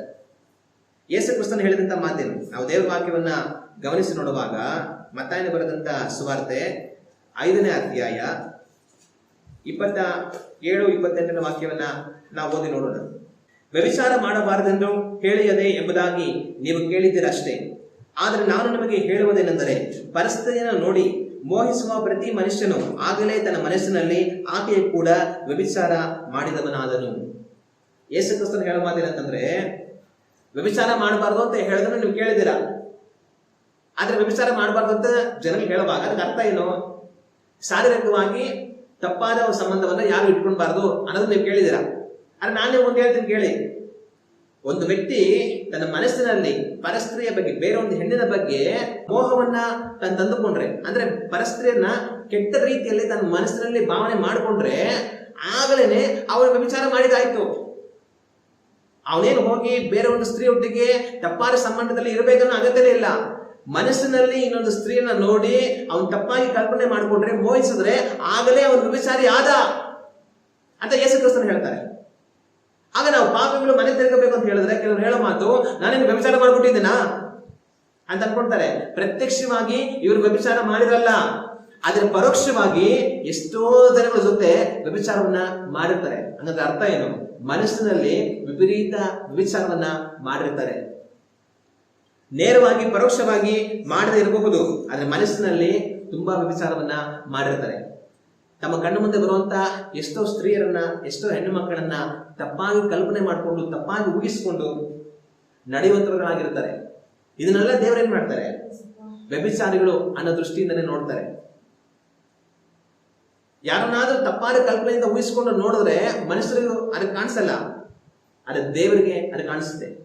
ಮನುಷ್ಯರೇ ಅನ್ಕೊಳ್ಬಹುದು, ಆ ವ್ಯಕ್ತಿ ಒಳ್ಳೆಯವನಂತ ಅನ್ಕೊಳ್ಬಹುದು, ಆದ್ರೆ ದೇವರೇನು ಅನ್ಕೊಳ್ತಾರೆ? ಅವನೊಬ್ಬ ವ್ಯಭಿಚಾರಿ ಅಂತ ಅನ್ಕೊಳ್ತಾರೆ. ಆಗ ಹೇಳೋಂಥವ್ರು ನಾನೇನು ವ್ಯಭಿಚಾರ ಮಾಡ್ಬಿಟ್ಟಿದ್ದೀನ ಅಂತ ಹೇಳ್ಕೊಳ್ಬಹುದು. ಪ್ರತ್ಯಕ್ಷವಾಗಿ ಮಾಡಿರಲ್ಲ, ಪರೋಕ್ಷವಾಗಿ ಎಷ್ಟೋ ಜನಗಳ ಜೊತೆ ವ್ಯಭಿಚಾರ ಮಾಡಿರ್ತಾರೆ. ಪ್ರತ್ಯಕ್ಷವಾಗಿ ಯಾರ ಹಿಂದೆ ಹೋಗಿರಲ್ಲ, ಹೇಳ್ಬಿಡ್ತಾರೆ ನಾನು ಯಾರು ಹಿಂದೆ ಹೋಗ್ಬಿಟ್ಟಿದ್ದೀನ ಅಂತಂತಾರೆ. ಪ್ರತ್ಯಕ್ಷವಾಗಿ ಯಾರಿಂದನೂ ಹೋಗಿರಲ್ಲ, ಪರೋಕ್ಷವಾಗಿ ಎಷ್ಟೋ ಜನಗಳ ಹಿಂದೆಗಡೆ ಹೋಗಿರ್ತಾರೆ. ಆಗ ನಾವು ಪಾಪಿಗಳು ನಮ್ಮ ಪಾಪಗಳನ್ನ ದೇವರ ಬಳಿಯಲ್ಲಿ ಒಪ್ಪಿಕೊಂಡು ಅದರಿಂದ ನಾವು ಮನೆ ತಿರುಗುವಂತವர்களಾಗಿ ಇರಬೇಕು. ಆದ್ರೆ ನಾವು ಪಾಪಿಗಳು ಅಂತ ಹೇಳಿದ್ರೆ ಅನೇಕರಿಗೆ ಬರುವಂತ ಪ್ರಶ್ನೆ, ನಾನೇನು ಯಾರನ್ನೋ ಕೊಲೆ ಮಾಡ್ಬಿಟ್ಟಿದ್ದೇನಾ, ನಾನು ಯಾರನ್ನೋ ಕಳ್ತನ ಮಾಡ್ಬಿಟ್ಟಿದ್ದೇನಾ, ನಾನೇನು ವ್ಯಭಿಚಾರ ಮಾಡ್ಬಿಟ್ಟಿದ್ದೇನಾ ಅಂತ ಹೇಳುವಂತವ್ರು ಇರ್ತಾರೆ. ಆದ್ರೆ ಅದನ್ನ ಹೇಳೋರು ಅದನ್ನೆಲ್ಲ ಮಾಡಿರ್ತಾರೆ. ಅವರ ನಾಲಿಗೆನ್ನುವಂತ ಕತ್ತಿಯಿಂದ ಎಷ್ಟೋ ಜನಗಳನ್ನ ಸಂಹರಿಸಿರ್ತಾರೆ. ಯಾರೋ ಮನೆಗೆ ಹೋಗಿ ದೋಚ್ಕೊಂಡು ಹೋಗಿಲ್ಲ ಅಂದ್ರು ಸಣ್ಣದಾಗಿ ಎಷ್ಟೋ ಜನರ ಜೊತೆ ಕಳ್ತನ ಮಾಡಿರ್ತಾರೆ. ಪ್ರತ್ಯಕ್ಷವಾಗಿ ಯಾರಿಗೆ ಹೋಗಿಲ್ಲ ಅಂದ್ರು ಪರೋಕ್ಷವಾಗಿ ಎಷ್ಟೋ ಜನರ ಜೊತೆ ಹಿಂದೆಗಡೆಯಲ್ಲಿ ಹೋಗಿ ವ್ಯಭಿಚಾರವನ್ನ ಮಾಡಿರ್ತಾರೆ. ಆದ್ರೆ ಇದೆಲ್ಲ ಕೆಲವೊಂದು ವಿಷಯಗಳು ಮಾತ್ರನೇ. ಆದ್ರೆ ಈ ರೀತಿ ಮನುಷ್ಯರು ದೇವರಿಗೆ ವಿರುದ್ಧವಾಗಿ ಮಾಡುವಂತ ಪಾಪಗಳು ಎಷ್ಟೋ ಇವೆ. ಆದ್ರೆ ಇವುಗಳನ್ನ ದೇವರು ನಮಗೆ ತೋರಿಸಿಕೊಡುವಾಗ ನಾವೇನ್ ಮಾಡಬೇಕು? ಪಾಪಿಗಳು ಅನ್ನೋದನ್ನ ಒಪ್ಪಿಕೊಂಡು ದೇವರೊಂದಿಗೆ ನಮ್ಮನ್ನು ತಗ್ಗಿಸಿಕೊಂಡು ನಾವು ಕ್ಷಮೆಯನ್ನ ಕೇಳುವಂತವர்களಾಗಿ ಇರಬೇಕು. ಆದ್ರೆ ಮನುಷ್ಯರು ಏನ್ ಮಾಡ್ತಾರೆ? ಇದನ್ನೆಲ್ಲ ಅರ್ಥ ಮಾಡ್ಕೊಳ್ಳೋದಿಲ್ಲ. ಅವ್ರನ್ನ ನೆನೆಸ್ಕೊಂತಾರೆ, ನನ್ನಲ್ಲಿ ಯಾವ ಪಾಪ ಇಲ್ಲ, ನನ್ನಲ್ಲಿ ಯಾವ ದೋಷ ಇಲ್ಲ, ನನ್ನಲ್ಲಿ ಯಾವ ಅಪರಾಧ ಇಲ್ಲ, ನಾನು ಪರಿಶುದ್ಧನು, ನಾನು ನೀತಿವಂತನು, ನನ್ನನ್ನು ಯಾಕೆ ಪಾಪಿ ಅಂತ ಹೇಳ್ತೀರಾ ಅಂತ ಅನ್ಕೊಳ್ತಾ ಇರ್ತಾರೆ. ಆದ್ರೆ ಇವ್ರು ನೋಡುವಂತ ದೃಷ್ಟಿ ಇವರ ನೇರಕ್ಕೆ ನೋಡ್ತಾರೆ. ಆದ್ರೆ ದೇವರು ನೋಡುವಂತ ರೀತಿ ಬೇರೆ ರೀತಿ ಇರುತ್ತೆ. ನಾವು ನೋಡುವಂತ ನೋಟ ಬೇರೆ, ದೇವ್ರು ನೋಡುವಂತ ನೋಟ ಬೇರೆ. ನಾವು ಹಾಕುವಂತ ಅಳತೆ ಬೇರೆ, ದೇವ್ರು ಹಾಕುವಂತ ಅಳತೆ ಬೇರೆ. ನಾವು ನಮ್ಮ ಕಣ್ಣುಗಳಿಗೆ ತುಂಬಾ ಪರಿಶುದ್ಧರಾಗಿ ನೀತಿವಂತರಾಗಿ ಕಾಣಿಸ್ತಾ ಇರಬಹುದು, ಆದ್ರೆ ನಾವು ದೇವರ ಕಣ್ಣುಗಳಿಗೆ ಅಶುದ್ಧರಾಗಿ, ಅನೀತಿವಂತರಾಗಿ, ಅಸಹ್ಯವಾಗಿ ಕಾಣಿಸೋದಕ್ಕೆ ಅವಕಾಶ ಇರುತ್ತೆ. ಅದನ್ನ ನಮಗ್ ನಾವೇ ನನ್ನ ಪರಿಶುದ್ಧನು ಅಂತ ಮುದ್ರೆ ಹಾಕೊಂಡು ಓಡಾಡಬಾರ್ದು. ನಮ್ಮನ್ನು ತಗ್ಗಿಸ್ಕೊಂಡು, ದೇವರೇ ನನ್ನಲ್ಲಿ ತಪ್ಪಿದ್ರೆ ತೋರಿಸು ಸ್ವಾಮಿ, ನನ್ನ ತಪ್ಪನ್ನು ಸರಿ ಮಾಡಿಕೊಂಡು ನನ್ನನ್ನು ಒಪ್ಪಿಸ್ಕೊಂಡು ಜೀವಿಸೋದಕ್ಕೆ ಸಹಾಯ ಮಾಡು ಅಂತ ಹೇಳಿ ನಮ್ಮನ್ನು ಅರ್ಪಿಸಿಕೊಳ್ಳುವಾಗ ದೇವರು ನಮ್ಮ ತಪ್ಪುಗಳನ್ನು ತೋರಿಸ್ತಾರೆ. ನಾನು ಯಾರನ್ನ ಕೊಲೆ ಮಾಡ್ಬಿಟ್ಟಿದ್ದೇನಾ, ಯಾರು ಮನೆ ದೋಚ್ಬಿಟ್ಟಿದ್ದೇನಾ, ಯಾರಿಂದ ನಾನು ಹೋಗ್ಬಿಟ್ಟಿದ್ದೇನಾ ಅಂತ ಅನ್ನೋರು ಏನೆಲ್ಲ ಮಾಡಿರ್ತಾರೆ ಅಂತ ಹಲವಾರು ವಿಷಯಗಳನ್ನ ನಮಗೆ ಹೇಳಿದೆ. ಇದನ್ನೆಲ್ಲ ಮಾಡಿರ್ತಾರೆ, ಆದ್ರೆ ಮನಸ್ಸಲ್ಲಿ ನಾನು ಒಳ್ಳೆಯವನು ಅಂತ ಅನ್ಕೊಂಡಿರ್ತಾರೆ. ಇದೇ ತರನೇ ಒಂದು ದಿವಸ ನಾನು ಪರಿಶುದ್ಧನು, ನನ್ನ ದೋಷ ಇಲ್ಲ, ಬೇರೆಯವರೇ ಸರಿ ಇಲ್ಲ, ನಾನು ಮಾತ್ರ ಅತಿ ಪರಿಶುದ್ಧನು, ನಾನು ದೇವರ ತರ ಬರುತ್ತಾರವನು ಅಂತ ಅನ್ಕೊಂಡು ದೇವ್ರ ಮುಂದೆ ಅವ್ನು ನಿಲ್ಲೋಂತ ಮುಂದೆ ದೇವ್ರ ಇದೆಲ್ಲ ತೆಗೆದು ತೋರಿಸ್ತಾರೆ. ನೀನು ಪರಿಶುದ್ಧನಾ, ನೀನ್ ನೀತಿವಂತನಾ, ನಿನಗಿಂತ ಒಳ್ಳೆಯವನು ಯಾರು ಇಲ್ವಾ, ನೀನ್ ಯಾವ ತಪ್ಪು ಮಾಡೇ ಇಲ್ವಾ, ಯಾವ ದ್ರೋಹ ಇಲ್ವಾ, ಬಾ ನಾನು ತೆಗೆದು ತೋರಿಸ್ತೀನಿ ಅಂತ ದೇವರೆಲ್ಲ ತೆಗೆದು ತೋರಿಸ್ತಾರೆ. ಅವಾಗೇನ್ ಮಾಡ್ಬೇಕು? ಆದ್ರೆ ಅಲ್ಲಿ ಹೋಗಿ ದೇವ್ರ ನಮಗೆಲ್ಲ ತೆಗೆದು ತೋರ್ಸೋವರೆಗೂ ನಾವು ಇರ್ದಿದ ಈ ಲೋಕದಲ್ಲಿ ಇರುವಾಗಲೇ ದೇವ್ರೇ ನನ್ನನ್ನು ನಾನು ಪರಿಶುದ್ಧ ನೀತಿವಂತ ಅನ್ಕೊಳ್ಳೋದಿಲ್ಲಪ್ಪ, ಅಂದ್ರೆ ನನ್ನಲ್ಲಿ ಏನಾದ್ರು ಪಾಪ ಇದ್ರೆ ತೋರಿಸು, ನನ್ನ ದೋಷ ಇದ್ರೆ ತೋರಿಸು, ನಾನು ಸರಿ ಮಾಡ್ಕೊಳ್ತೀನಿ ಸ್ವಾಮಿ. ನನಗ್ ನಾನು ಪರಿಶುದ್ಧ ಅಂತ ಮುದ್ರೆ ಹಾಕೊಳ್ಳೋದಲ್ಲ, ದೇವ್ರೇ ನೀನ್ ಸಾಕ್ಷಿ ಕೊಡಬೇಕು ಇವನ್ ಪರಿಶುದ್ಧನಂತ. ಆ ರೀತಿ ಜೀವಿಸೋದಕ್ಕೆ ನನಗೆ ಸಹಾಯ ಮಾಡು. ನನ್ನ ನೀತಿಯಿಂದ ನಾನು ನಿಮ್ಮ ರಾಜ್ಯಕ್ಕೆ ಬರೋದಲ್ಲ, ನಿಮ್ಮ ನೀತಿಯಿಂದ ನೀವು ನನ್ನನ್ನು ಅಂಗೀಕರಿಸಬೇಕು ಅಂತ ಹೇಳಿ ನಮ್ಮನ್ನ ದೇವರು ಒಪ್ಪಿಸ್ಕೊಡ್ಬೇಕಾಗಿರುವಂಥದ್ದು ಬಹಳ ಮುಖ್ಯ. ಇವತ್ತು ನಾವು ಯಾವ ರೀತಿಯಾಗಿ ಜೀವಿಸ್ತಾ ಇದ್ದೀವಿ ಅನ್ನೋದನ್ನ ಒಂದು ಕ್ಷಣ ನಾವು ಯೋಚನೆ ಮಾಡಿ ನೋಡೋಣ. ಆದ್ರೆ ನಮ್ಮಲ್ಲಿರುವಂಥ ತಪ್ಪುಗಳು ನಮಗೆ ಯಾವಾಗ ಗೊತ್ತಾಗುತ್ತೆ? ಒಂದು ವೇಳೆ ನಿಮ್ಮ ಮುಖದಲ್ಲಿ ಕರೆ ಇದೆ, ನಿಮ್ಮ ಮುಖ ನೋಡೋದು ಚೆನ್ನಾಗಿಲ್ಲ ಅಂತಂದ್ರೆ ನೀವು ಹೆಂಗ್ ತಿಳ್ಕೊಳ್ತೀರಾ? ಕನ್ನಡ ಮುಂದೆ ನಿಂತ್ಕೊಂತೀರಾ? ಕನ್ನಡ ಮುಂದೆ ನಿಂತ್ಕೊಂಡಾಗ ನಿಮ್ಮ ರೂಪ ಹೆಂಗಿದೆ ಕಾಣಿಸುತ್ತೆ. ಮಗದಲ್ಲಿ ಕರೆ ಇದೆ, ಚೆನ್ನಾಗಿಲ್ಲ ಅಂತಂದ್ರೆ ಕನ್ನಡಿ ನೋಡಿ ಸರಿ ಮಾಡ್ಕೊಳ್ತೀರಾ. ಅದೇ ತರ ನಮ್ಮನ್ನ ಸರಿ ಮಾಡ್ಕೊಳ್ಳೋದಕ್ಕೆ ಒಂದು ಕನ್ನಡಿ ಇದೆ. ಆ ಕನ್ನಡಿ ಯಾವ್ದಂತಂದ್ರೆ ದೇವ್ರು ಕೊಟ್ಟಿರುವಂತ ದೇವ್ರ ವಾಕ್ಯ. ಈ ಕನ್ನಡಿ ನಮ್ಮ ಆತ್ಮಕ್ಕೆ ಕನ್ನಡಿಯಾಗಿದೆ. ಇದನ್ನ ನಾವು ಇಟ್ಕೊಂಡು ಪ್ರತಿ ದಿವಸ ಇದನ್ನ ಓದ್ತಾ ಇರುವಾಗ, ಪ್ರಾರ್ಥನೆ ಒಟ್ಟಿಗೆ ಓದುವಾಗ, ದೇವರೇ ನಿನ್ನ ವಾಕ್ಯವನ್ನು ನಾನು ಓದ್ಬೇಕಂತಿದ್ದೀನಿ, ನಿನ್ನ ವಾಕ್ಯವನ್ನು ಓದ್ತೇನೆ, ಈ ವಾಕ್ಯದಲ್ಲಿರುವಂತಹ ಸತ್ಯವನ್ನು ನನಗೆ ತಿಳಿಸು, ನನ್ನಲ್ಲಿ ಏನಾದರೂ ದೋಷ ಅಪರಾಧ ಇದ್ರೆ ನಿನ್ನ ವಾಕ್ಯದ ಮುಖಾಂತರ ನಾನು ತಿಳಿದು ಅದನ್ನ ಸರಿಪಡಿಸ್ಕೊಳ್ಳೋದಕ್ಕೆ ನಾನು ಸಹಾಯ ಮಾಡು ಅಂತ ಹೇಳಿ ಪ್ರಾರ್ಥನೆ ಒಟ್ಟಿಗೆ ನಾವು ದೇವರ ವಾಕ್ಯವನ್ನು ಓದುವಾಗ ದೇವರು ತನ್ನ ವಾಕ್ಯದ ಮೂಲಕ ನಮ್ಮ ಹತ್ರ ಮಾತಾಡಿ ಏನ್ ಮಾಡ್ತಾರೆ, ನಮ್ಮ ತಪ್ಪುಗಳನ್ನ ನಮಗೆ ತೋರಿಸ್ತಾರೆ. ಆಗ ಅದನ್ನು ನಾವು ಸರಿಪಡಿಸ್ಕೊಳ್ಳೋದಕ್ಕೆ ನಮಗೆ ಸಾಧ್ಯವಾಗುತ್ತೆ. ಅದೇ ಆ ರೀತಿಯಾಗಿ ಮಾಡಿಲ್ಲ ಅಂತಂದ್ರೆ ಏನಾಗುತ್ತೆ, ನಮ್ಮ ತಪ್ಪುಗಳು ನಮಗೆ ಬರೋದಿಲ್ಲ. ನೀವು ಎಷ್ಟೋ ದಿನ ಆಯ್ತು ಕನ್ನಡಿ ಮುಂದೆನೆ ಹೋಗಿಲ್ಲ ಅಂತ ಅನ್ಕೊಳ್ಳಿ, ನೀವು ಯಾವ ತರ ಇದ್ದೀರಿ ಅಂತ ನಿಮ್ಗೆ ಹೆಂಗ್ ಗೊತ್ತಾಗುತ್ತೆ? ನೀವು ಹೆಂಗಿದ್ದೀರಿ ಅಂತ ನಿಮ್ಗೆ ಗೊತ್ತಾಗೋದಿಲ್ಲ. ನೋಡೋರೆಲ್ಲ ಹೇಳ್ತಾರೆ, ಏನ್ ತಲೆ ಬಸ್ರೆ ಹೆಂಗಿದ್ಯಾ, ಒಂದ್ ಸ್ವಲ್ಪ ಮಕ್ಕ ತೊಳ್ಕೊಂಡು ನೀಟಾಗಿರುತ್ತಾನೆ, ಏನ್ ಇಷ್ಟು ಕೆಟ್ಟದಾಗಿದೆ ಅಂತ ಎಲ್ಲರೂ ಹೇಳ್ತಾ ಇರ್ತಾರೆ. ಆದ್ರೆ ಇವ್ರ ತಲೆ ಇವ್ರಿಗೆ ಕಾಣಿಸಲ್ಲ, ಇವ್ರ ಮುಖ ಇವ್ರಿಗೆ ಕಾಣಿಸಲ್ಲ. ಇವ್ರು ಹೇಳೋದೇನೋ ನಾನ್ ಚೆನ್ನಾಗಿದ್ದೀನಿ, ನೀವೇ ಸರಿ ಇಲ್ಲ, ನನ್ನ ತಲೆ ಸರಿಯಾಗಿಲ್ಲ ಅಂತ ಹೇಳ್ತೀರಾ, ನನ್ನ ಮುಖ ಸರಿಯಾಗಿಲ್ಲ ಅಂತ ಹೇಳ್ತಾರೆ, ಎಲ್ಲ ಸರಿಯಾಗಿದೆ, ನೀವೇ ಸರಿ ಇಲ್ಲ, ನಿಮ್ ಕಣ್ಣೇ ಸರಿ ಇಲ್ಲ ಅಂತ ಹೇಳ್ಕೊಂಡು ಬೈತಾ ಇರ್ತಾರೆ. ಆದ್ರೆ ಇವ್ರ ತಲೆ ಹೆಂಗಿದೆ, ಇವ್ರ ಮುಖ ಹೆಂಗಿದೆ ಅಂತ ಯಾವಾಗ ಗೊತ್ತಾಗುತ್ತೆ? ಇವ್ರು ಹೋಗಿ ಕನ್ನಡ ಮುಂದೆ ನಿಂತಾಗ ಗೊತ್ತಾಗುತ್ತೆ.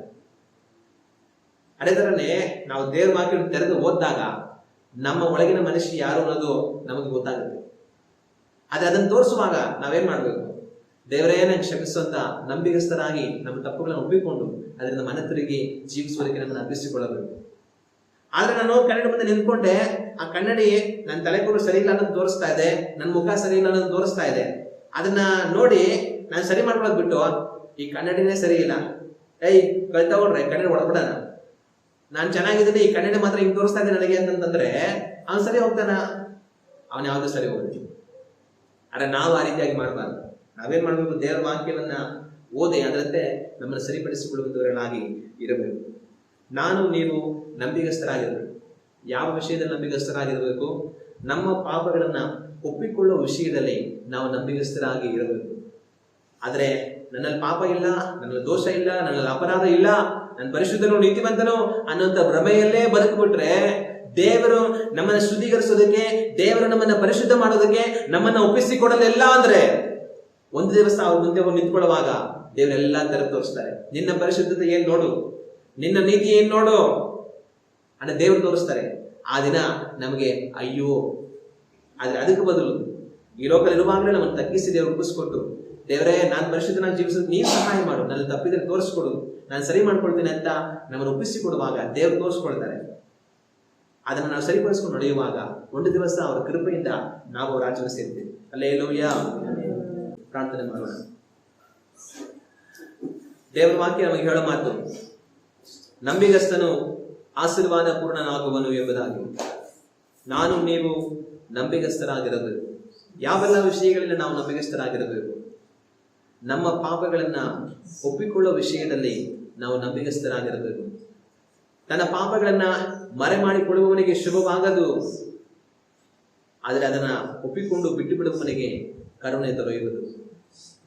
ದೇವರು ನಮ್ಮ ಪಾಪಗಳನ್ನು ನಮಗೆ ತೋರಿಸುವಾಗ ಅದಕ್ಕಾಗಿ ಅದನ್ನು ಒಪ್ಪಿಕೊಂಡು ಕ್ಷಮೆ ಕೇಳಿ ದೇವರ ಮುಂದೆ ನಮ್ಮನ್ನು ತಗ್ಗಿಸಿಕೊಂಡು ನಡೆಯುವುದಾದರೆ ದೇವರ ಕರುಣೆ ನಮಗೆ ದೊರೆಯುವುದು. ಆದರೆ ದೇವರು ನಮ್ಮ ಪಾಪಗಳನ್ನು ನಮಗೆ ತೋರಿಸಿಕೊಡುವಾಗ ನಾವು ನಂಬಿಗಸ್ತರಾಗಿ ಅದನ್ನು ಒಪ್ಪಿಕೊಂಡು ದೇವರ ಬಳಿಯಲ್ಲಿ ಕ್ಷಮೆಯನ್ನು ಕೇಳದೆ, ದೇವರೇ ನಾನು ಪರಿಶುದ್ಧನು, ನಾನು ನೀತಿವಂತನು, ನೀನು ಹೇಳುವುದು ಸರಿಯಿಲ್ಲ ಎಂಬುದಾಗಿ ಹೇಳಿ ವಾದಕ್ಕಿಳಿದರೆ ನಮಗೆ ಶುಭವಾಗದು. ನಾವು ದಂಡನೆಗೂ ನ್ಯಾಯ ತೀರ್ಪಿಗೂ ಗುರಿಯಾಗಿ ಅಗ್ನಿ ನರಕಕ್ಕೆ ತಳ್ಳಲ್ಪಡಬೇಕಾದ ಪರಿಸ್ಥಿತಿ ಬರುತ್ತದೆ. ಇವತ್ತು ಸಭೆಯಲ್ಲಿರುವಂತಹ ಎಷ್ಟೋ ಜನಗಳು ತಮ್ಮಲ್ಲಿ ಪಾಪವಿದ್ದರೂ ತಮ್ಮ ಪಾಪವನ್ನು ಗುರುತಿಸದೆ ನಾನು ಪರಿಶುದ್ಧನು, ನಾನು ನೀತಿವಂತನು, ನಾನೇ ಮೊದಲು ಪರಲೋಕಕ್ಕೆ ಹೋಗುವವನೆನ್ನುವಂತ ಭ್ರಮೆಯಲ್ಲಿ ಬರುತ್ತಾ ಇದ್ದಾರೆ.